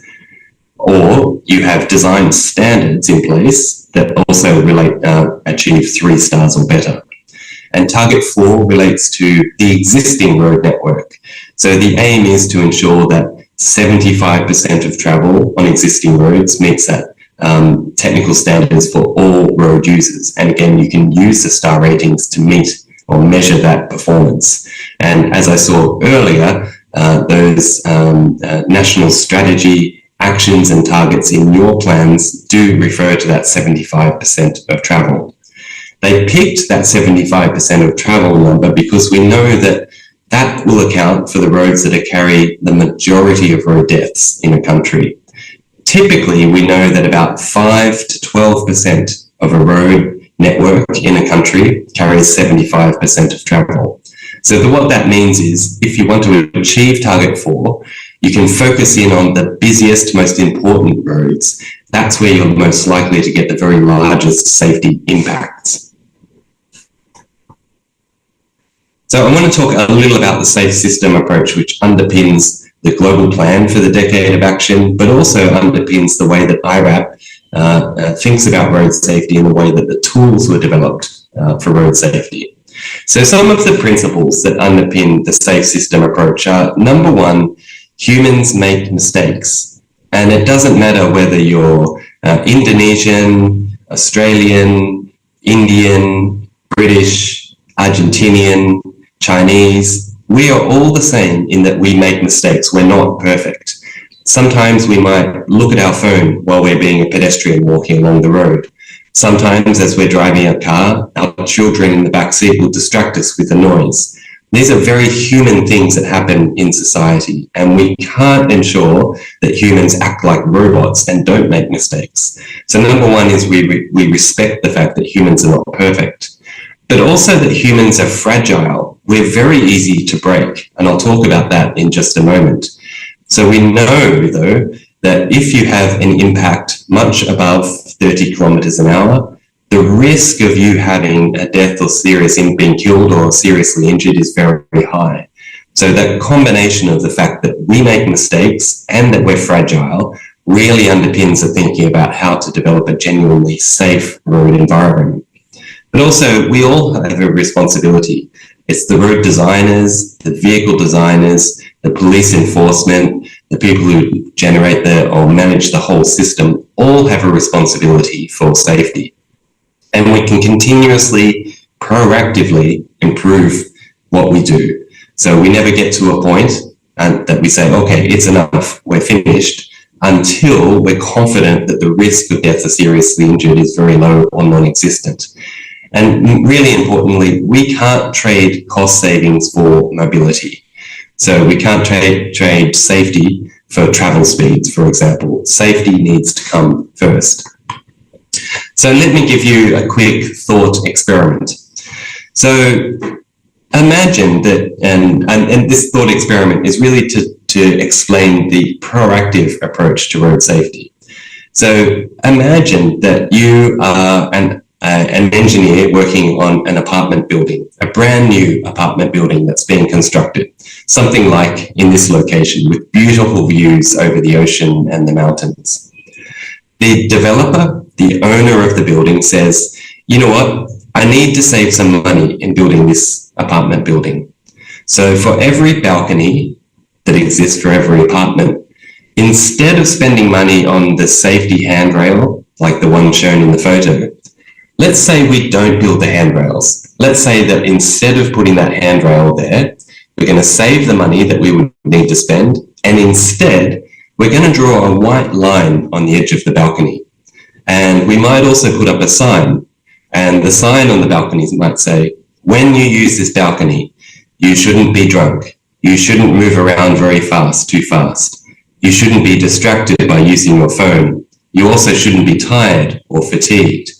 You should take care when you come out on this balcony, because if you cross the white line, you run a risk of death and serious injury. We know that that would not work. We know that very soon someone would fall off the balcony, they would cross the white line, fall off the balcony, and most likely be killed or seriously injured. We know that if a human being falls from a balcony of the second, third, fourth, fifth, or anything higher floor, they run a very serious risk of being seriously injured or killed because we're very fragile. But we also know that we make mistakes. It's very easy for someone to trip or be distracted or accidentally fall from a balcony. So when it comes to building apartment buildings, we never ever save money by not putting the handrail. We always recognize that people make mistakes and the costs of those mistakes are very high. So we always put the handrail. So when it comes to building buildings, engineers have absorbed the safe system approach implicitly. But still, when designing roads, we still put a huge emphasis back on the road user to be like robots, to not make mistakes, to not accidentally cross the line. And what that means is crashes like this happen with alarming frequency. This road, I think this was in Argentina, this road is a typical highway with its undivided a single dashed line in between the opposing traffic flows. We know that many of the roads around the world where there's speed of 80 kilometers an hour are undivided like this. It's exactly the same concept as the balcony without a handrail. It's not a question of if someone will make a mistake and go on the wrong side of the road and have a serious crash. It's not a question of if. It's a question of when. How long will it take until someone does that? It's exactly the same as the balcony in that we know people can make mistakes, and when they do, the costs are incredibly high. Most of the roads that we've looked at so far in this context have speeds greater than 80 kilometers an hour. We know the safest car in the world. If I bought the very safest car from Sweden at the moment, if I had a head-on crash in that car at 80 kilometers an hour, where both cars were traveling 80 kilometers an hour, the chances of my survival are very, very low. Even the safest cars in the world can't tolerate a head-on crash at 80 kilometers an hour, where both vehicles are traveling that speed or higher. The very safest cars in the world. So knowing that, we should not continue to build these road environments where it's possible to have those sorts of crashes. And of course, when it comes to high-speed networks, it's very common now to separate those opposing traffic flows with safety barriers. That ensures it virtually eradicates the risk of death and serious injury in a head-on crash. Similar situation for pedestrians. Many of the roads that have been assessed so far have no sidewalks available and speeds where traffic flow at greater than 40 kilometers an hour. And again, a situation like this, it's not a question of if a pedestrian will be struck by a vehicle, but a question of when it will happen. And again, we know sidewalks are kind of like a vaccine for pedestrian safety. If you can ensure that there's a sidewalk available for people to use and separate them out from fast-moving traffic, then pedestrian deaths decline dramatically. There's all sorts of treatments available that comply very much with the safe system approach, and that mostly involves separating fast-moving traffic from slow-moving traffic, or slowing all the traffic, adjusting crash angles like in roundabouts, and providing pedestrians clear, safe, protected crossing points. Many, many treatments have been used around the world with very strong evidence. So when it comes to the iRAP tools, we have a suite of tools that help you to manage safety in a systemic way through the safety ratings, the investment plans, through metrics and data, but also we're improving those tools to include AI methodologies as well. And these tools are all freely available for you, and you'll see how to use them in the training. There's really three key components when it comes to the star ratings: the traffic speeds, the traffic flows, and the road attributes. These three things are the core metrics that underpin the star ratings. And so having good data on each of those is critically important. The methodology broadly follows these steps.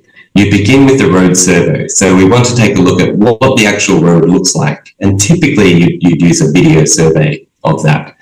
But notably, you can also do star ratings of designs. So you can either look at the existing road or you look at the designs itself. You then record the road attributes that are available on that road. So for example, how many lanes there are, what's the curvature of the road, is there sidewalk and so forth, and put that together with speed and flow data. You process that in the VIDA software, that's the iRAP software that's freely available to use, and that's going to produce the star ratings, which are the best known metric for iRAP. But from that, we can also start to estimate the numbers of FSIs, the fatalities and serious injuries that can be produced or on a network. So that starts to give you a basis for understanding the star ratings, so the safety metric, but also the actual likely outcomes in terms of deaths and serious injuries. Those two bits of information then give you a basis for doing what we call a safer roads investment plan. That answers the question, what could I build on this road? Where should I build it? And how much will it cost? And how much will it save? It starts to give you that planning tool at a high level to allocate your budgets in the best possible way to save lives. You can then use some of our newer tools, like what we call the route review tool, to really refine those investment plans based on the locations and your experience and your particular sort of location-specific needs. Albin's going to talk a little more about the road attributes that are recorded in the star ratings, But generally speaking, there's about 70 different attributes that are recorded every 100 meters along the road. I'm going to leave it to Alvin to talk you through that with the demonstrator. One thing to know, though, is moving a star rating on a road from 1 star to 2 star, or 2 star to 3 star, 3 to 4, 4 to 5, has a very big impact. Basically, for each move in terms of risk category, you can halve the crash costs that are happening. So that's why the global target is for 3 stars or better, because we know that once you get to 3 stars or better, you've made dramatic improvements in terms of safety impact compared to the 2 star and 1 star.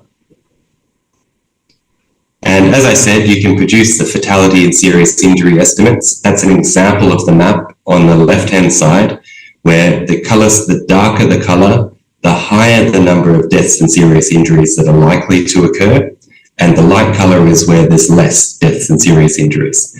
So in this map on the screen, you can see very much that north-south corridor is the priority in terms of where you would focus your safety efforts initially.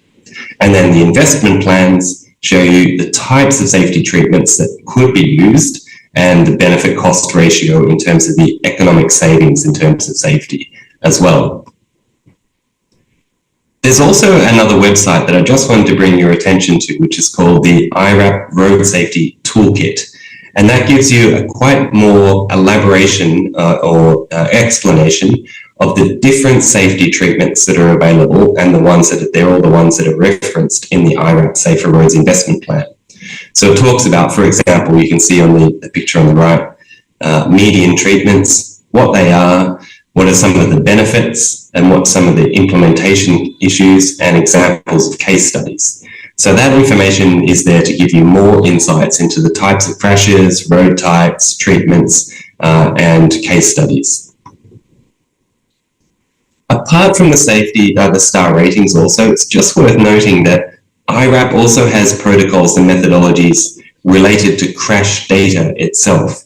So if you do have crash data and you're able to map those crashes onto a map, so you know where each crash occurred, then we have standard protocols for how you can compile that information and present it in what we call risk maps.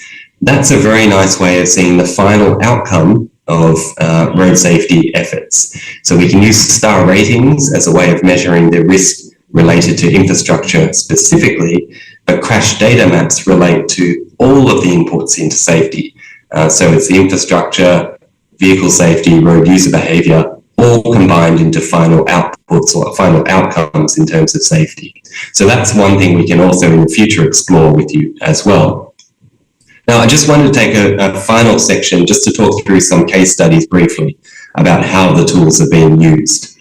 Here's an example of how the tool is being used in Pakistan. So the National Highway Agency looked at about 10,000 kilometers of their national highway network. What they did was, with each of the road attributes that were collected, they wanted to do some targeted analysis. They didn't necessarily use the star ratings for this, but they used the data that underpins the star ratings. So the layers on the left that they used were the sections of road where they said, show me the sections of road where there's 90 kilometers an hour travels, there's sharp curves, roadside hazards, no paved shoulder, and poor delineation. And the output of those filters was the blue dots on the right-hand side of the screen. So they're the very high-risk runoff road crash sections. They accounted for less than 1% of the network. That then gave them a basis for a roadside safety program that they could focus in on a relatively small section of the network, but with potentially high returns in terms of crash risk reductions. Here's an example from a neighbouring country where over the last 10 years, they've made improvements to their network and they've lifted the star ratings from 46% 3-star in 2015 to 76% of the network is now 3-star or better in 2024. So you can see that over time, you can use the star ratings to demonstrate the safety impacts of improvements that are being made on networks. In China, we worked on a very large project across 850 kilometers of road upgrades. on that network, powered two-wheelers or motorcycles accounted for about 30% of deaths. So the works focused very much, they put safety very much at the heart of the efforts. What they were able to achieve through using the star ratings during the design phase, so the designers used the star ratings to try and lift the star ratings every time they made a decision. They lifted about 650 kilometers of roads to 3 stars or better. They saw that the deaths and injuries reduced by 33% and 53% respectively. That's saving 32 lives and 870 or 68 injuries every year. So 52% of the network, of the major network, the big roads, got to 3 stars or better.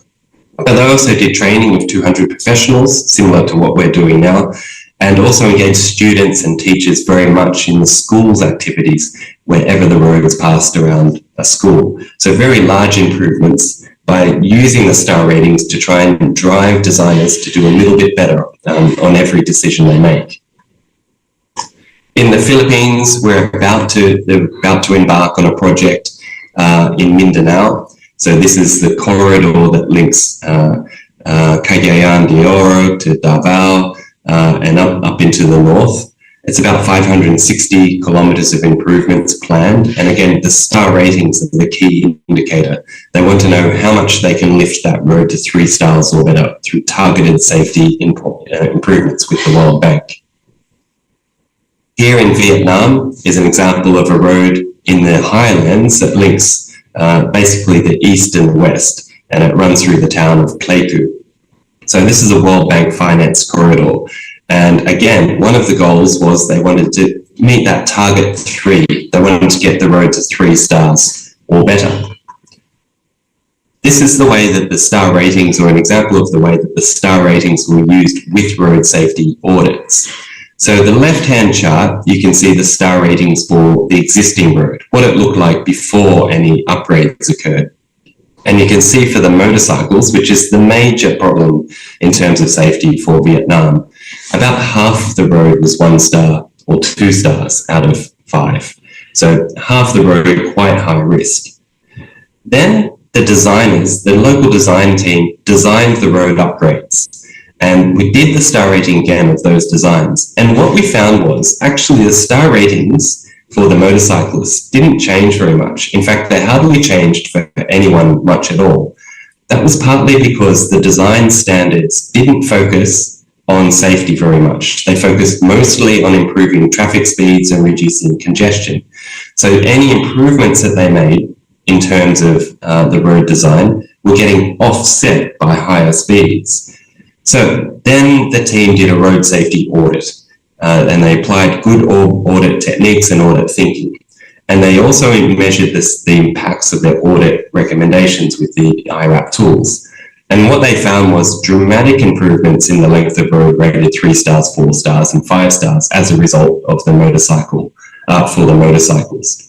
So it was really showing that ensuring that your designers have access to the star ratings and they have that target to try and improve the star ratings means that it drives them to start thinking about different ways that they could design the road to achieve the safety goals, but also ensure that the traffic flow continues to be smooth.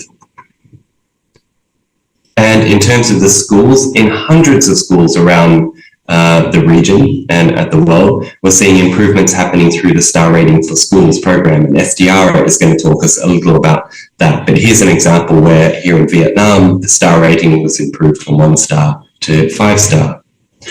And of course, there's design standards around the world that are freely available that help to guide you about how to improve the star ratings. This is an example from the Global Designing Cities Institute or Initiative, where they show many different case studies of road layouts in terms of how they look in the existing situation and how they could look with redesigning the outlay of the roads, but also sharing space between different road users. And each one of those show the star rating improvements. In this case, the existing situation would be largely 1 and 2 stars, and the redesigned layout would be 4 and 5 stars. So that's a very brief overview of iRAP and the tools and some case studies. As I said, you're going to go into more detail with some of the presentations next, but throughout the course, we're here for you to answer any questions you have anytime. So please don't hesitate to get in touch with us. Thank you very much. Thank you very much, Greg, for your presentation. We haven't received any question through the Q&A box. I encourage you to post the questions should you have any, and we will be able to answer those. So after Greg delivering the presentation on the introduction to iRAP and road safety, what we do, how we do it, I would like to give the floor to Estiara to share a case study in Indonesia. So Esti, the floor is yours. I know that you're going to share screen. If you have an issue, I can cover.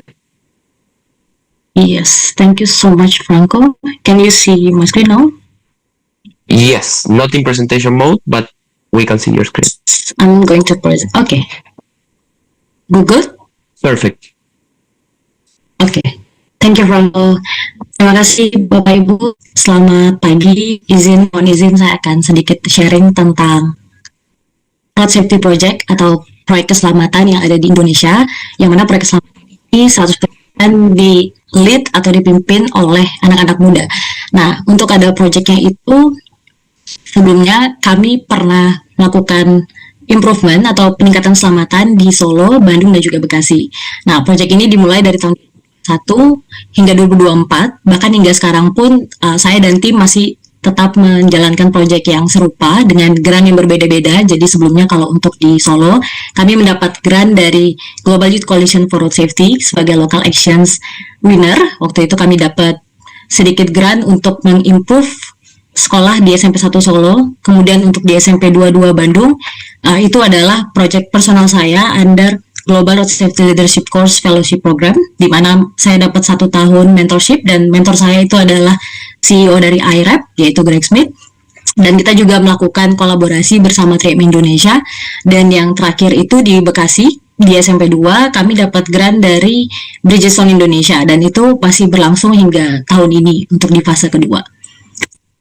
Nah, engagement yang kami lakukan adalah pendekatan dari anak-anak sekolahnya sendiri, yaitu Youth Participatory Approach, pendekatan partisipatif kepada anak-anak muda, dan juga bersama stakeholder. Jadi untuk Youth Participatory Approach atau pendekatan partisipatori dengan anak muda itu kami ada 4 step. Yang pertama, kami memberikan capacity building, kami berikan apa itu road safety dan lain sebagainya, pengenalan tentang marka, rambu.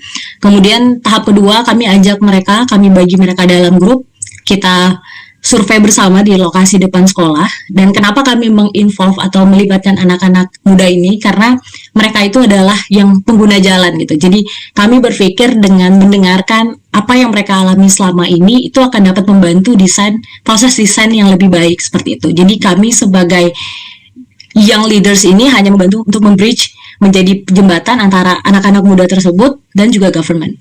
Nah, setelah bagi mereka dalam tim, kita survei, kita melakukan traffic counting, dan setelah itu kami kembalikan kelas dan kami minta untuk mendesainnya. Jadi kami benar-benar memberikan mereka ruang untuk berkreasi apa sih sebenarnya yang menjadi tantangan selama ini. Karena selama ini kalau kita melihat proses desain, itu biasanya hanya dari konsultan, terus kontraktor udah selesai. Kita tidak pernah melibatkan anak-anak muda sebagai user. Nah, untuk proyek ini kami ingin melakukan pendekatan yang berbeda dengan pelibatan anak-anak muda tersebut.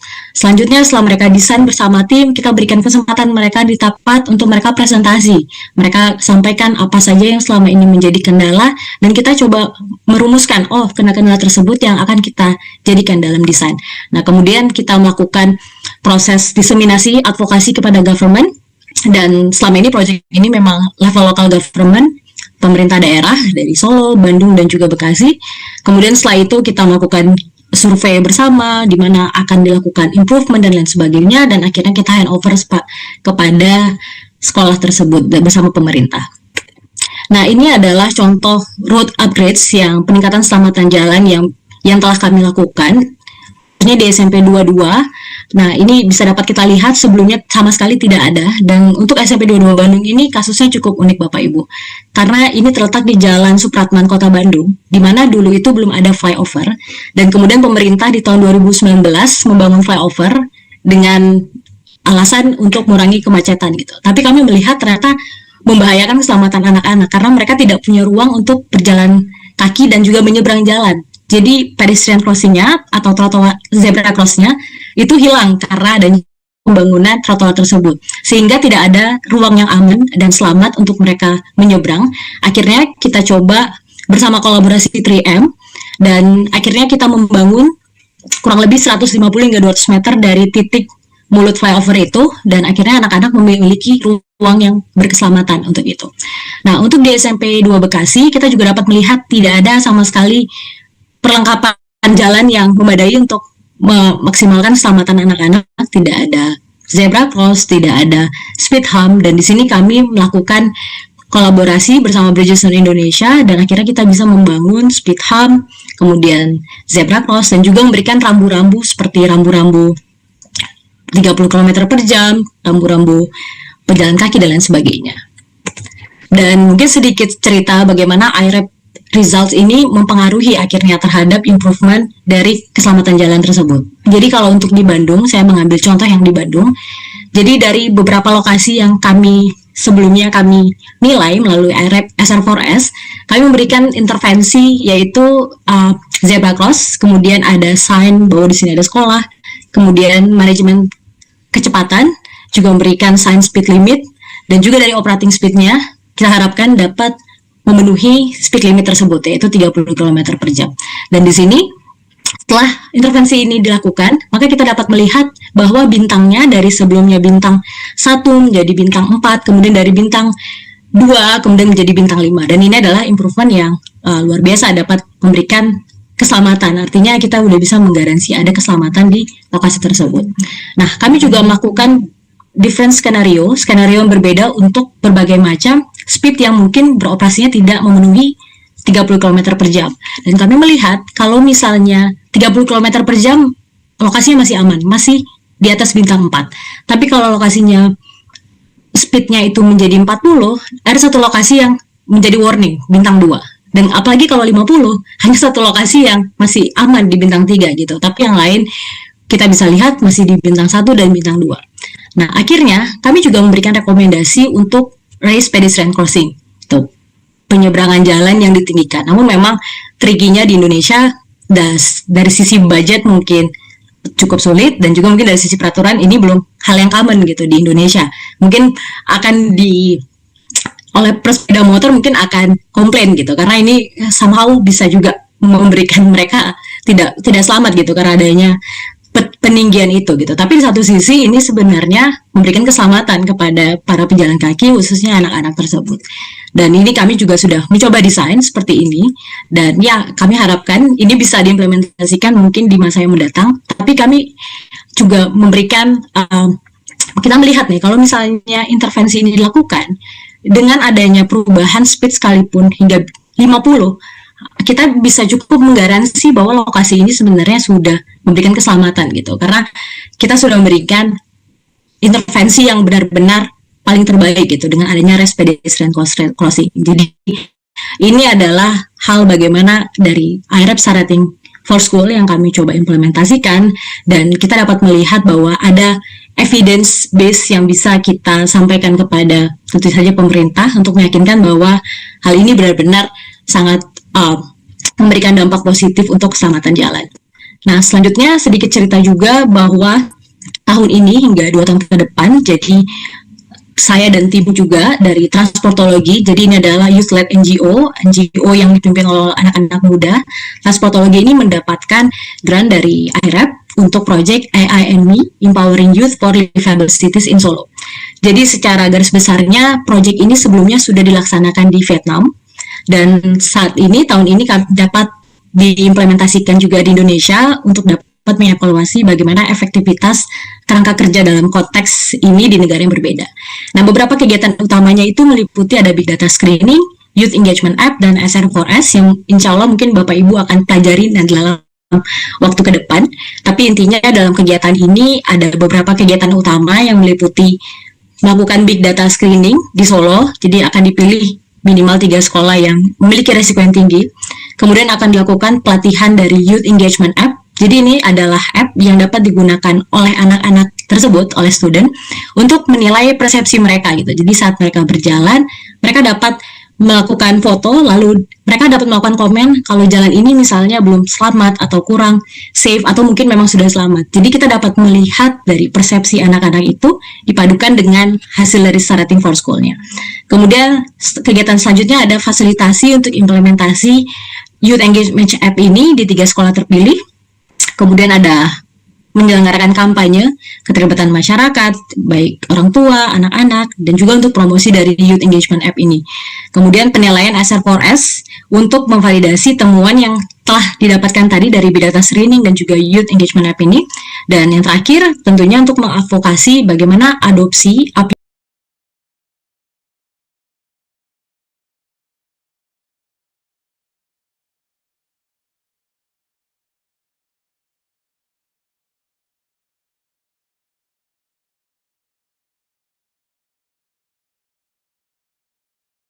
that you guys got very insightful from this presentation.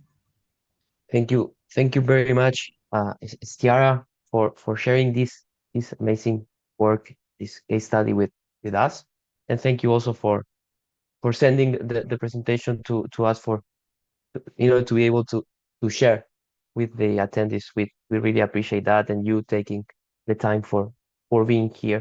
So thank you again so much.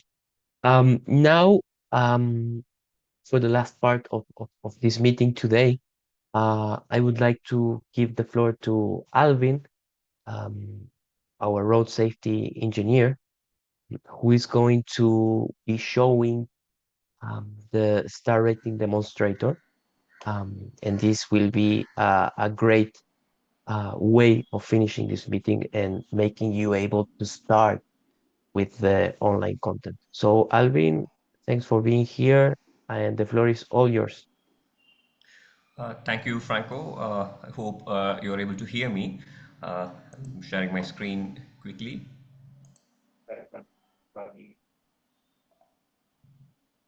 Yes, Alvin, we can hear you. Yep, thank you. I hope you can see my Yes. screen as well. Once again, hello everyone. Good morning. So you have had a good session starting today. You have had a good brief about what is going to be the structure of the weeks-long training which you'll be taking, and also got an introduction about what is star rating, how it works, what are the benefits, and also you have gone through a couple of case studies. So in this particular session, I'll be taking you through a demonstration of how star rating is done. So in the earlier presentation, Greg was mentioning about the road surveys and extracting about 70 different road elements or road attributes from the road image or the survey road survey photographs or videos in order to do the star rating. So we call that process as coding. So coding is the process where we extract the different road elements from the survey images into the standard iRAP format, which will be further used to do the calculation of the star ratings for the different road user groups. So we get separate star ratings for vehicle occupants, motorcyclists, pedestrians, and bicyclists. So there is you already heard about the VIDA. VIDA is the iRAP online tool which we use for star rating. So it's an online tool which you can access at www.vida.irap.org, and it is free to use, and you can register for free. And in that you will find the demonstrator which is capable of doing star rating of a given road section. So we need to enter the different road attribute elements such as roadside related attributes, intersection related attributes, then mid-block related attributes, then facilities for pedestrians and other vulnerable road user facilities, then what is the speed, and then what is the amount of traffic on that road. So when we fill in these elements, so demonstrator would look like a form. So I'll quickly show you that. And when we fill in the different road attributes, which is specific to any particular location, it will give you the instant star ratings of the different road user groups. Uh, when you use demonstrator for the first time, you need to register on VIDA.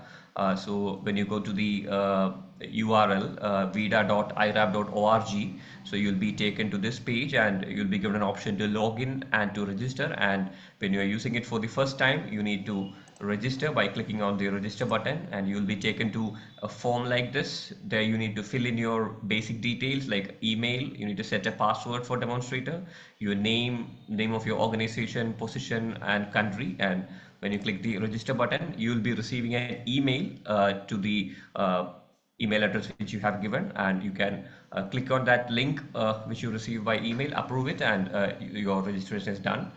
And after that, you can log into vida.irap.org using your email and the password which you have set.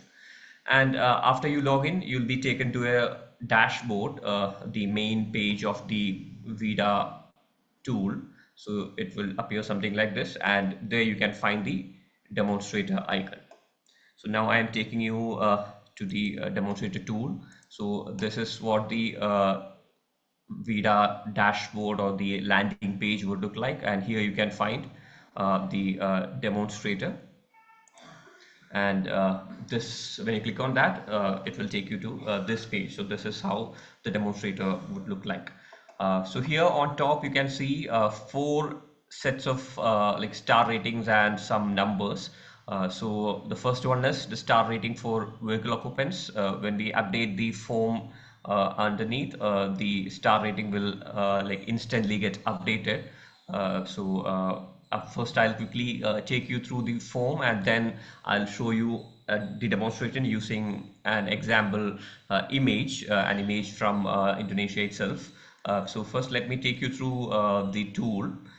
So on top you can see four star ratings given. So first is the star rating for vehicle occupants, then for motorcyclists, then pedestrians, and finally for bicyclists. And the number given below here, for example, for currently for vehicle occupants, you can see the number 11.83 underneath that. So that is the star rating score. So that's a calculated number which represents the risk. So higher the star rating score, higher is the risk. And this star rating score is converted into star ratings by assigning different bands to the star rating scores. And here is the demonstrator form. So you can see again different tabs there: roadside, mid-block, intersection, flow, VRU facilities. VRU is vulnerable road user facilities, and land use and speeds. So under each of it, there will be different questions or different road elements listed, and we need to select the appropriate one which of the road element which we are looking at. So we have under roadside, we have roadside severity distance, we have roadside severity object, and again you will see driver side and passenger side. So driver side means on the side of the driver. In the Indonesian context, as you drive on left side of the road, driver side would mean right hand side, and passenger side would mean left hand side of the road. So we look at what are the objects on this side of the road. So there are different types of objects listed here. Uh, like a tree, pole, rigid structure, unprotected safety barrier, and different types of safety barriers, upward and downward slope, boulder, etc. So most of the possible items which can be on the side of the road are listed here. Then we also look at what distance each of the objects are present, whether it is at 0 to 1 meter, whether it is like 1 to 5 meter away, or 5 to 10 meter, or it's more than 10 meter away from the edge of the road. What is the distance of the object? So we look at what is the distance and what the object is on both the sides of the road, left hand side and right hand side. Then presence of shoulder rumble strips, we'll record whether shoulder rumble strips or the textured lane marking, audio tactile lane markings are present or not. Then we have shoulder, what is the width of the shoulder present, like whether it's no shoulder present, or whether there is a narrow shoulder which is like 0 to 1 meter wide present, or a medium shoulder which could be like 1 to 2.4 meter, or a wide shoulder for both the sides. Coming to mid-block attributes, there we record what is the carriageway type, whether it's a divided road or an undivided road. If it's a divided road, we select either of carriageway A or B, and if it's an undivided road, we'll select this one. Then what is going to be upgrade cost, whether it's going to be a high cost environment or a low cost environment. Like for example, if it's a dense urban area, we'll say it's going to be high cost, because if we need more space to do some safety improvement or some implementation, like the land is going to cost you more, so it will be a high cost environment. Or in another case, if it's a hilly terrain with lot of cut and fill and structures required, there also it is going to be high. But if you have enough space available on both the sides, like maybe like a open rural area, so there you can say it is low cost. And also we record what is the median type. So there are different types of medians options available here, like different barrier type medians, like be it concrete barrier, metal safety barrier, then physical medians of different widths, then marking type medians like white center line, central hatching, then normal single dotted center lines. Then we have option on whether there is center line rumble strip present. If it is present, we can record it here. Then the number of lanes we capture, like number of lanes per direction of travel. So there are different options we can select according to the particular image we are looking at. Then width of the lane, we have three options, whether it is narrow, medium or wide. We can select the appropriate one. Then also we have curvature. So whether the segment we are looking at, whether it's a straight section or it has a moderate curvature or sharp curvature or a very sharp curvature. So when you go further into the training, you will learn what is the radius of curvature of which falls under different category. So if it is more than 800 meter, it is going to be straight or gentle curving. And if the radius of curvature is between 800 and 400, it is going to be moderate. 200 to 400 is going to be sharp, and less than 200 meter radius of curvature, it is very sharp. And also we record the quality of curvature, whether the curve is properly delineated, adequate signages are provided for better visibility of the curve, like chevron signs or delineator posts, etc. So we'll also look at the quality of curve, whether it is adequate or poor. Then we have grade or gradient, which means what is the slope of the road. We have three different categories here.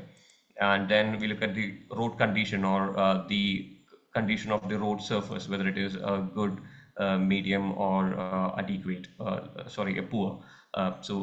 In case if there are potholes present or surface deformation or cracks present, we'll say the road condition is medium or poor accordingly. And also we record the skid resistance or grip.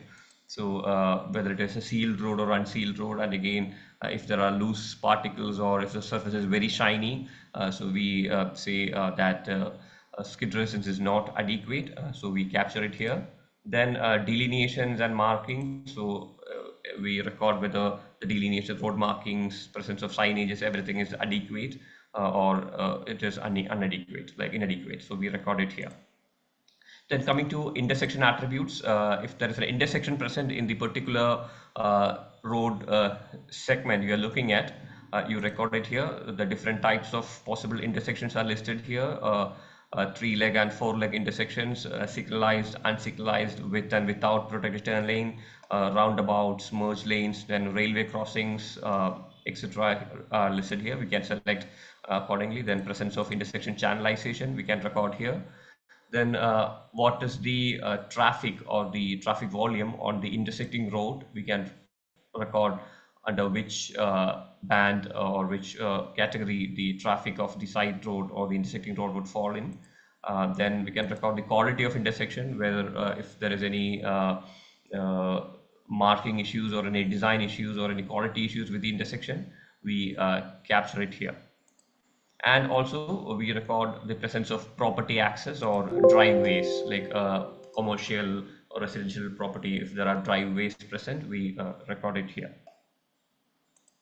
Then coming to flow, so we record the traffic flow of the road here, and what is the percentage of motorcycles present, and what is the peak hour flow of pedestrians and bicyclists on the road. And in case of pedestrians, we record how many are crossing and how many would walk along the road, along left hand side and right hand side during the peak hour. So that we record under the flow category. And coming to VRU facilities, or vulnerable road user facilities, and land use. So here we record what is the land use on the sides of the road, on left hand side and right hand side. So we have the different options here, whether it's an urban area or a rural area. Then pedestrian crossing facilities present. So the different possible options are listed here. The unmarked crossings, or generally we call the zebra crossings, then raised crossings, signalized crossing, grade separated or crossings, or foot over bridges, then refuge islands. The different crossings are listed here. We can select accordingly. Then quality of the crossing facility, whether it is properly marked, signed, and designed well, we record it under the quality. Then also we record what is the crossing facility across the side road. So if there is an intersection, and if there is a side road or an intersecting road, and we also record the crossing facility across the intersecting road. So same options are available here also, we can select. Then pedestrian fencing. So if there is fencing present, we capture it here. Then the sidewalk or the footpath for pedestrians to walk along the road. What is the type of sidewalk present along both the sides, whether it's an informal path or a formal footpath with non-physical separation, like different separations, like whether it is like 0 to 1 meter away from the road, or like 1 to 3 meter away from the road, or more than 3 meter away. So farther the footpath is, the safer it is for pedestrians, as you understand, or whether there is a physical barrier present between the footpath and the traffic lanes. So we have the different options here. Then facilities for motorized two-wheeler, we have the different options. Then facilities for bicycles, if there are any dedicated facilities available for bicycles or motorcycles, we record it here. Then we record presence of school zones, and presence of any signages or markings, or any safe flashing beacons present to warn drivers about school zone. That is recorded here. And also presence of school zone crossing supervisor is recorded here. And finally, coming to speed, so we have the different options. Speed limit, this is the regulatory or the posted speed limit of the road we are assessing. We record it here. We have the different options. Then presence of differential speed limits. If there are speed differentials, we present it here. Then also presence of speed management or traffic calming facilities present, we record it here. And also finally, coming to the operating speed, or the 85th percentile speed, which we collect from the road through road surveys, speed surveys, that also is recorded here. So coming to a demonstration of how the star rating would work. So here we have an image from Bangalore, so of an urban area. So here we'll look at what is the star rating for the different road user groups. So he will try to extract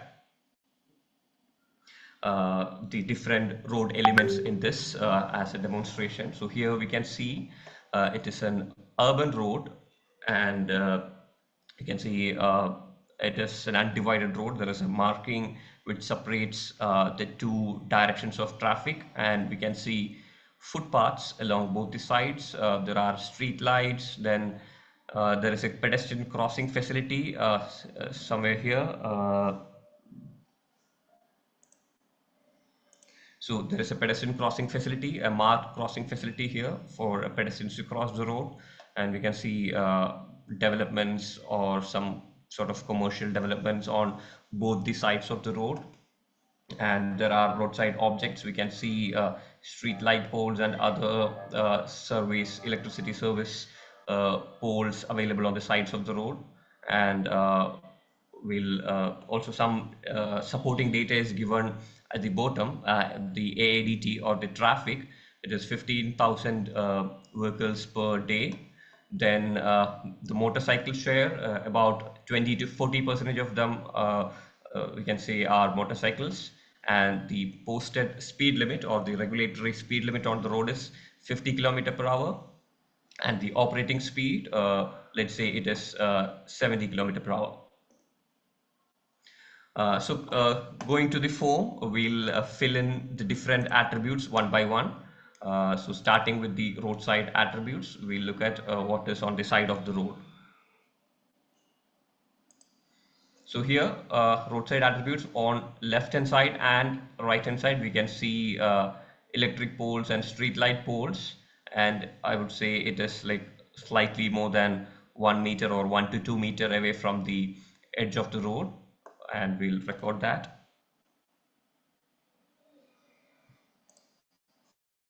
So first thing, under roadside severity, passenger side distance. So we'll say 1 to 5 meter on passenger side, and also on driver side, we'll say it is 1 to 5 meter. And objects, we have seen there are street light and other service electricity poles present. So on both the sides, we'll record sign, post or pole, which is more than 10 centimeter dia. For both the sides, we'll record that.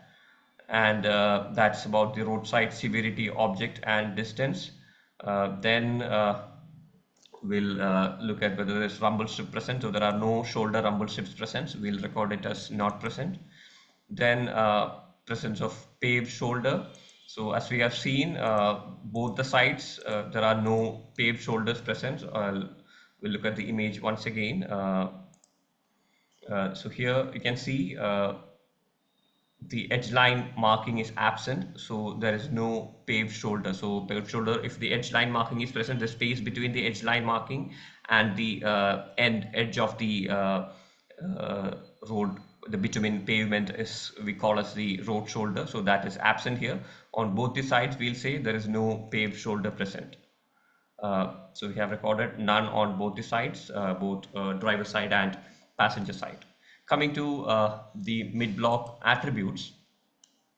So here, as we have seen, it's an undivided road. There is no physical median or a barrier kind of median. So it's just a wide marking which separates the two directions of traffic. So we say it is an undivided road. So being it an urban area, so we'll say the upgrade cost is going to be high. Because there are developments on both the sides of the road, very close to the road edge. So we'll say high. And median type, we have the different options here. We'll look at the image. What is the median type? So here you can see there are two lines. So like not a single dotted line. So they have provided two like parallel lanes. Lines, we can say it is a wide center line. So there are different options. The one for this particular case will be a wide center line, which is 0.3 meter to 1 meter wide. So we'll select wide center line. Then central line rumble strips, it is not present. Then the number of lanes. So here you need to be a little careful. The number of lanes would mean number of lanes per direction of travel. So here altogether in the road we are looking at, there are 4 lanes, like 2 in the onward direction and 2 in the opposite direction. But here in the case of iRAP coding, we'll only record the number of lanes per direction of travel. So we are traveling in this particular direction, and here we'll record number of lanes as 2. So number of lanes 2. We have other options also here. The number of lanes we record as 2. Then lane width. So we have 3 options, whether it is narrow, wide or medium. So in this case we are doing it visually. So we relate it with the width of the vehicles present on the road. So here we can see a car present on the road, which is occupying uh, close to like more than half, or about 70-80% of the lane width. So we say it is, let's say it is medium width. Then coming to curvature and quality of curvature. So the road section we have is a straight road.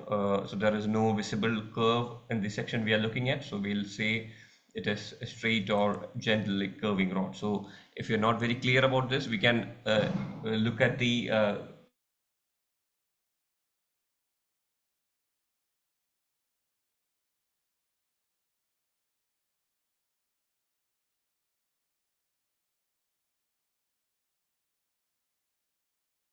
Alvin, I think we lost you.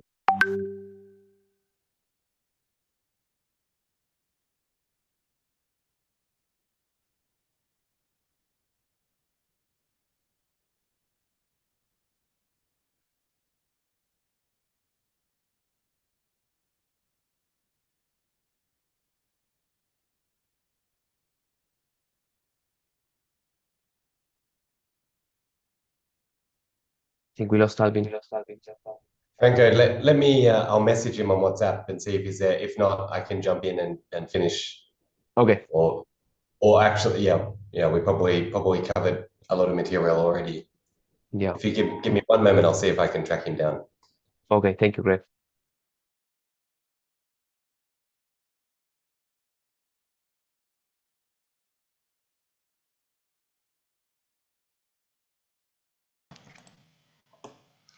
Yeah, am I audible now? Sorry, my Yes. internet Yes. internet just failed, so I just switched my connection.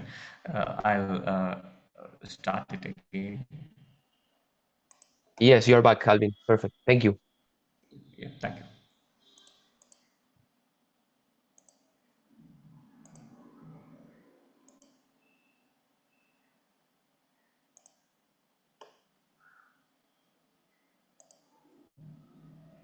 Perfect. We are seeing your screen once again as well.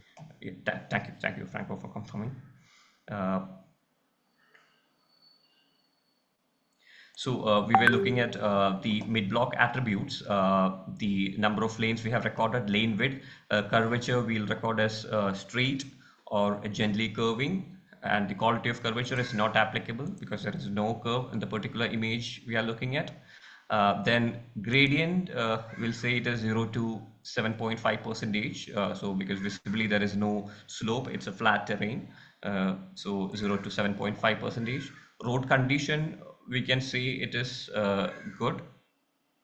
So as we can see here, there are some patches, there are no visible potholes. I'll record it as adequate. The road condition, also the skid resistance, there is no loose particles on the road, or the surface is not very shiny for the vehicles to skid.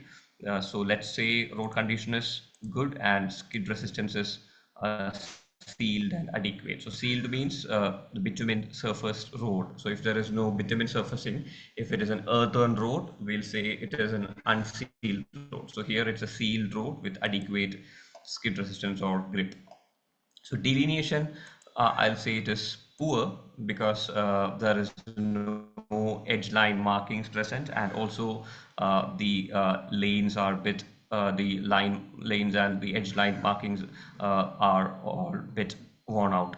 So it's kind of faded. So we'll say the delineation is poor in this case. Street lighting, as we have seen, there are street light present on the road. So parking, if there are parked vehicles on the side of the road, we'll record it here. If whether it is on one side of the road or both the side of the road, both the sides of the road, we'll record it here. So here in this case, there are no parking, so we'll record none. So we don't see any vehicles standing on the side of the road or parked vehicles. Then service road, there is no service road present. Road works, if there are any ongoing road construction which is going on and we are not able to record all the attributes of the road, we'll say major road work present, or if there are minor construction works going, so we'll say minor road works present. In this case, there are no road constructions or road works going on. Site distance, So it's the visibility of the driver to see presence of other road users coming on the road.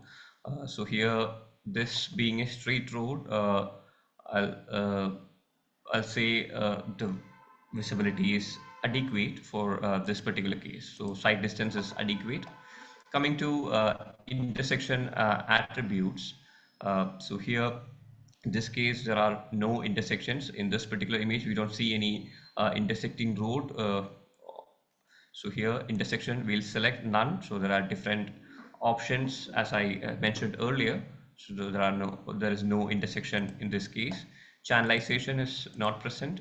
Traffic volume also, we'll put it as none, as there is no intersection. Intersection quality will be not applicable in this case. If there is an intersection present, you can select the intersection quality as appropriate. Then the property access. So here we see some gate here. So there's a possibility that there is a property access. So we'll say there's a commercial property access.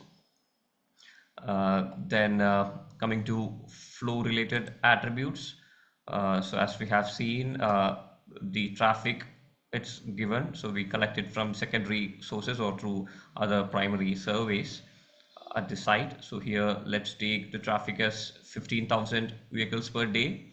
And out of that, 20 to 40% as motorcycles. So 15,000 vehicles. So we can simply type in the number here. Then share of motorcycles, let's select this category, 21 to 40%. Then coming to pedestrian peak hour flow. So there are different options. We don't need exact numbers. We need to just say in which band or which category the pedestrian flow would fall into. So here, pedestrian across, that means the number of pedestrians crossing the road during the peak hour. So let's say 26 to 50 pedestrians are crossing the road in the peak hour, and about same number walk along the road in both the directions, driver side and passenger side, that is left hand side and right hand side. Then regarding bicycle flow, the number of bicyclists which is moving on the road during the peak hour, let's say it is like 6 to 25 bicycles. So just would like to tell you beforehand, the pedestrian and bicycle flow do not affect the star ratings. So if there is any flow present, if it is zero, then pedestrian star rating won't be generated. But if there is any flow present, let it be a small number or a high number, the star rating will remain the same. So it would have an effect in the next stage when we do the investment plan or the road improvement plan, which you will learn about in the coming training sessions. So that's about the flow. Then coming to vulnerable road user facilities and land use, as you've seen, both the sides, they have commercial land use, and it's an urban area. Then we have seen that there is a marked crossing facility. So we'll record that it's an unsignalized marked crossing facility without a refuge. So we can see there is no signal. So it's an unsignalized facility, a marked facility without a refuge island in the middle. So we'll select this category, unsignalized marked crossing without a refuge. And as we can see, the markings are old and little faded. We'll say the quality is poor. The quality of crossing facility is poor. And this intersecting road, as there is no intersection, this is not applicable. So we'll say no facility, as there is no road intersection in the image we are looking at. And pedestrian fencing, there is no pedestrian fencing present in the road. It's not present. Then sidewalk on both the sides, we have seen that there is some footpath or sidewalk present for pedestrians to walk along the roads. Let's say they are of adequate quality. So we'll record. They have different options: informal and sidewalks with non-physical separation. So here, the non-physical separation 0 to 1 meter, it is not the width of the sidewalk, it is the separation, or it is the distance of the sidewalk from the edge of the traffic lane. So here we'll say there is a non-physical separation, a sidewalk with non-physical separation, 0 to 1 meter away present on both the sides. We'll record that. Then there are no dedicated motorcycle or motorized two-wheeler facilities present. So there are different options like exclusive one-way and two-way motorcycle facilities with and without a safety barrier separation. So in this case, it's none. So there is no dedicated facility for motorcycles. And same for bicyclists. There is no dedicated or uh, special lane for bicyclists to move. So for bicycles also we'll say no facility. And coming to school zone, so this doesn't appear to be a school zone.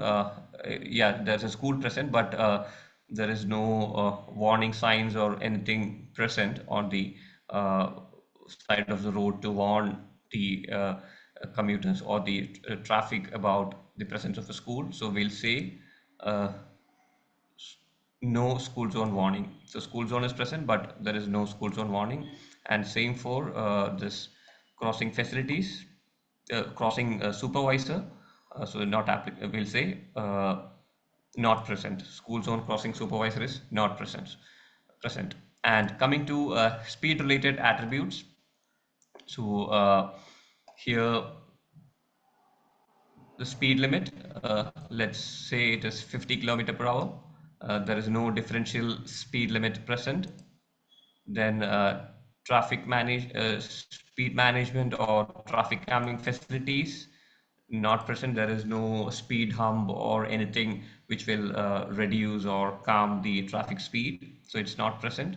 And finally, the operating speed. So I think I have taken 80 kilometer per hour. So let's see for 80 kilometer per hour. So here we can see what is the star rating which we would achieve for the different road user groups. So we can see that the star rating is like not more than 3 stars. So you can see it in red color. So it is 13.65. That is a star rating score for vehicle occupants. So it is 2.8 star here, you can see. And for motorcyclists, it's 2.7 star. For pedestrians, 1 star. And for bicyclists, 2.7 star. So as we updated the different road elements in the form below, the star rating got changed real time. So if we change the speed to 70, you can see how the star rating scores would change.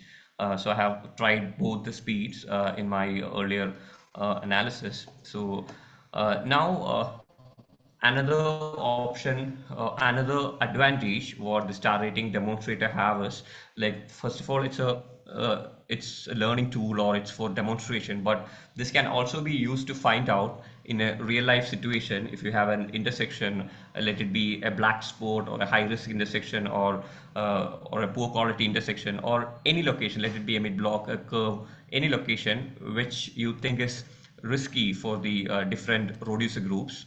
You can use this particular tool to find out what is the star rating of that particular section, and also you can try different treatments or interventions to see how implementing such an intervention would improve the star rating of that section. So for example, in this case, so we'll do some trial and errors, like how the star rating would change with the different star ratings and all.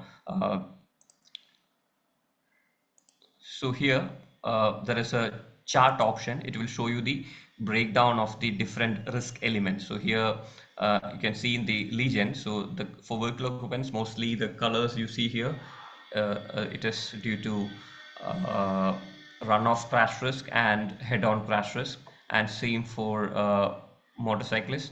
And in the case of pedestrians, you see most of it is due to the crossing through. So you can match the color here, this reddish color. So it's due to crossing through traffic. So the risk is caused by the risk faced by the pedestrians while they cross the main road or they cross the road. and we can try different treatments to tackle the particular risk that location is having. So here there is also a list available at the breakdown of the star rating score available here. You can look at the numbers and find out which is high and what is causing the poor star ratings. So that is also available, which you can look at. So we'll try different treatments here. So the delineation, we'll try to make it, we'll see how the star rating would change if we improve the delineation to adequate. Then the roadside attributes, we'll say, will provide some narrow shoulder on both the sides. So we can see that with this itself, already the star rating has improved to 3 star from 2 star. And also the pedestrian facility, that's the main one. So we'll try a different treatment here. So here it's a multi-lane road. So an unsignalized marked crossing is not very safe on a high-speed multi-lane road. So we'll try another treatment, something we'll try first. Let's try raised crossing. So unsignalized raised mark crossing without a refuge. So it's a tabletop type crossing. So with that and changing the quality to adequate with proper signages and all, with that itself, it has jumped from 220 star rating score to 54, from 1 star to 2 star. So that itself is a huge change. And also maybe we can try a signalized crossing, how it would be for a signalized crossing without refuge. So there'll be a pedestrian crossing signal. So we can see that it has improved to above 3 star. So different routes, or maybe you can try some speed management. You'll provide an unsignalized raised mark crossing without a refuge, and maybe we can try some speed management. We can try what it would be if we provide that. It will all this tabletop will also act as a speed hump, so we can change the traffic calming as present. And what if we enforce the speed at 60 km/h? If we enforce the speed operating speed of 60, so we can see the star rating of all the road users improving to 4 and 3 star. So this is the different options we can try using the demonstrator tool. So the one we have seen is for this urban road, and if and these are the different improvements which had happened after the implementation of the different treatments, or after we tried. So if we implement these treatments, the star rating would improve to more than 3 star for all the road user groups. And we have one more image. I'm not sure if we have enough time. So Franco, are we running out of time, running ahead? Yeah, we are a little bit behind schedule, but I think that we can have five extra minutes and then we finish the meeting if Andrew is okay with that. Sure. Yeah, okay. Yes, I think let's complete to this Perfect. one. Sure. Okay, thank you, Andrew, Franco. So I'll quickly show this. So this is to show a rural environment, how it would be for a rural environment. The same form we'll be using. So I won't take a lot of time. I'll quickly do it. I'll use a pre-filled one. So there is an option to save your work here. So you can save it under different names. So here, this image, again, it's I think from the outskirts of Bangalore. So here you can see a rural road with no developments or land use along the sides of the roads. There is a curvature, and we can see the road condition is not very great. The surfacing is there, but at many places it's worn out or broken, and there is no adequate road markings, no street lights, and also doesn't seem to be having a very significant flow of pedestrians and bicyclists. Still, I think there will be some minimum flow present, but not a dense, or not a like urban or a rural town where there will be a lot of pedestrians and other pedestrians and bicycles moving along on across the road. So the traffic is 8,000 vehicles per day. Motorcycle share again will keep the same, 20 to 40%. Speed limit, let's take it as 60 kilometer per hour, and operating speed, let's take it as 70 kilometer per hour. So going to the coding form, so roadside severity object, we have seen both the sides. There are trees at a 1 to 5 meter distance. 1 to 5 meter distance. There are trees on both the sides. No shoulder rumble strips. There is no edge line marking. So we'll say there is no paved shoulder on driver side and also along the passenger side. And carriageway label. So this also is an undivided road. There is no median. So upgrade cost, maybe we can keep it as high itself, because it seemed to be hilly terrain with some bit of cut and fill required if to acquire more space. Then median type is center line. So even though the lane is all worn out and gone, we'll still say it's a center line. Uh, then center line rumble strips not present. Number of lanes, it is one per direction. Then lane width, let's say it is wide lanes.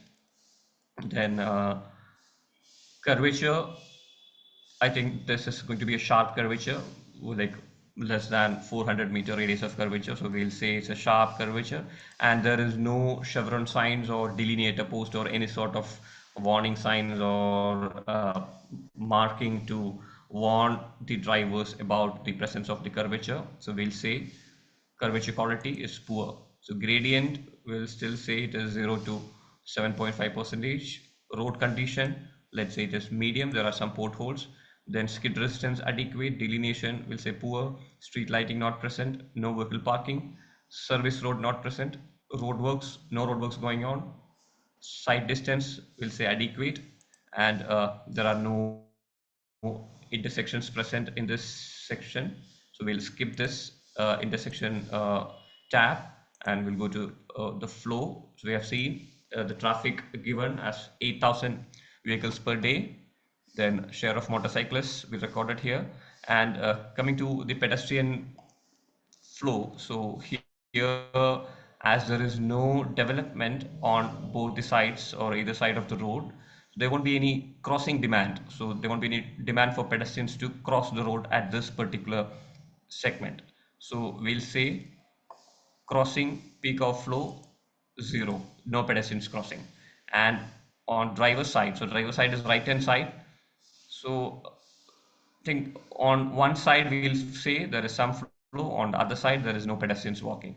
So we'll say on driver side some minimum pedestrian presence is there, and other side 0.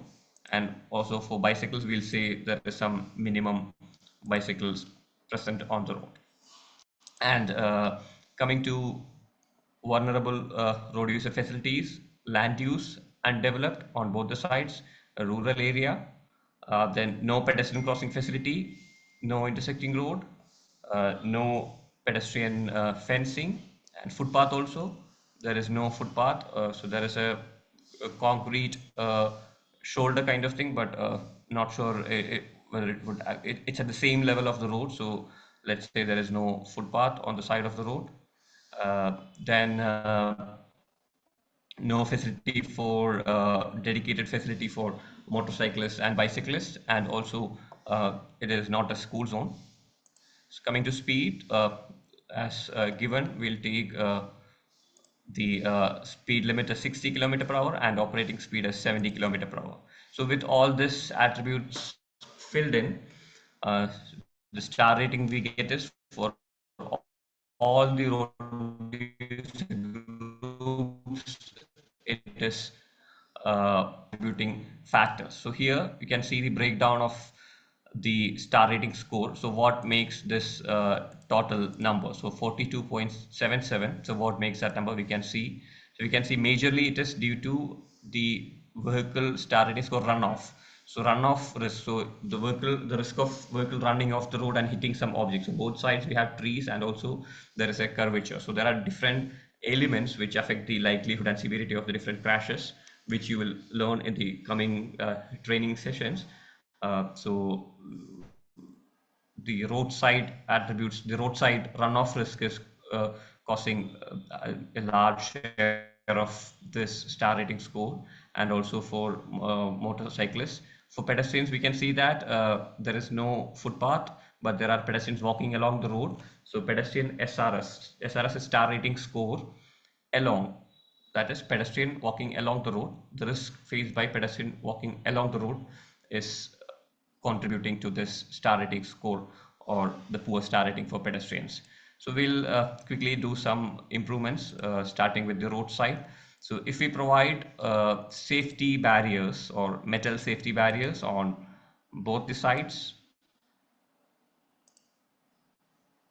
you can see the star rating has started to improve.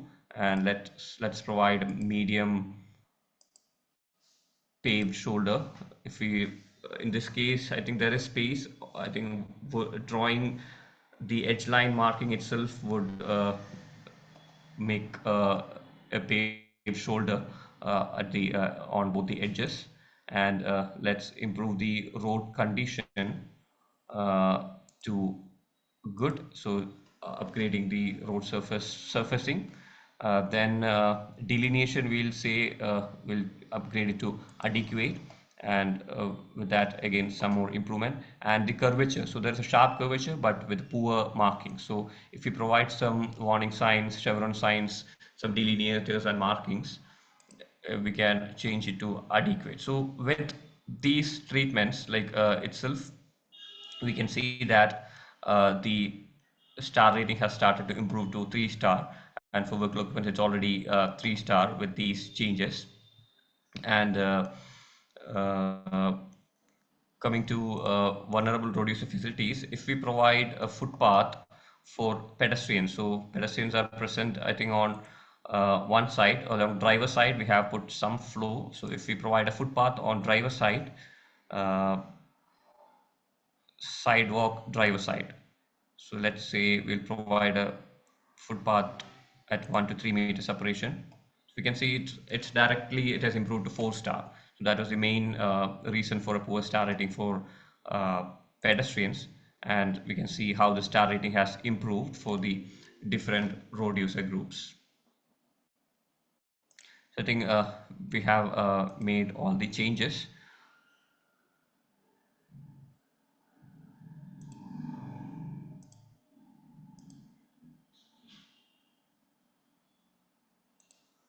And also speed also we can try how we can use this tool to try like and see how the star rating would change if we reduce the speed by like 10 kilometer per hour or 20 kilometer per hour. So there are different possibilities with this tool.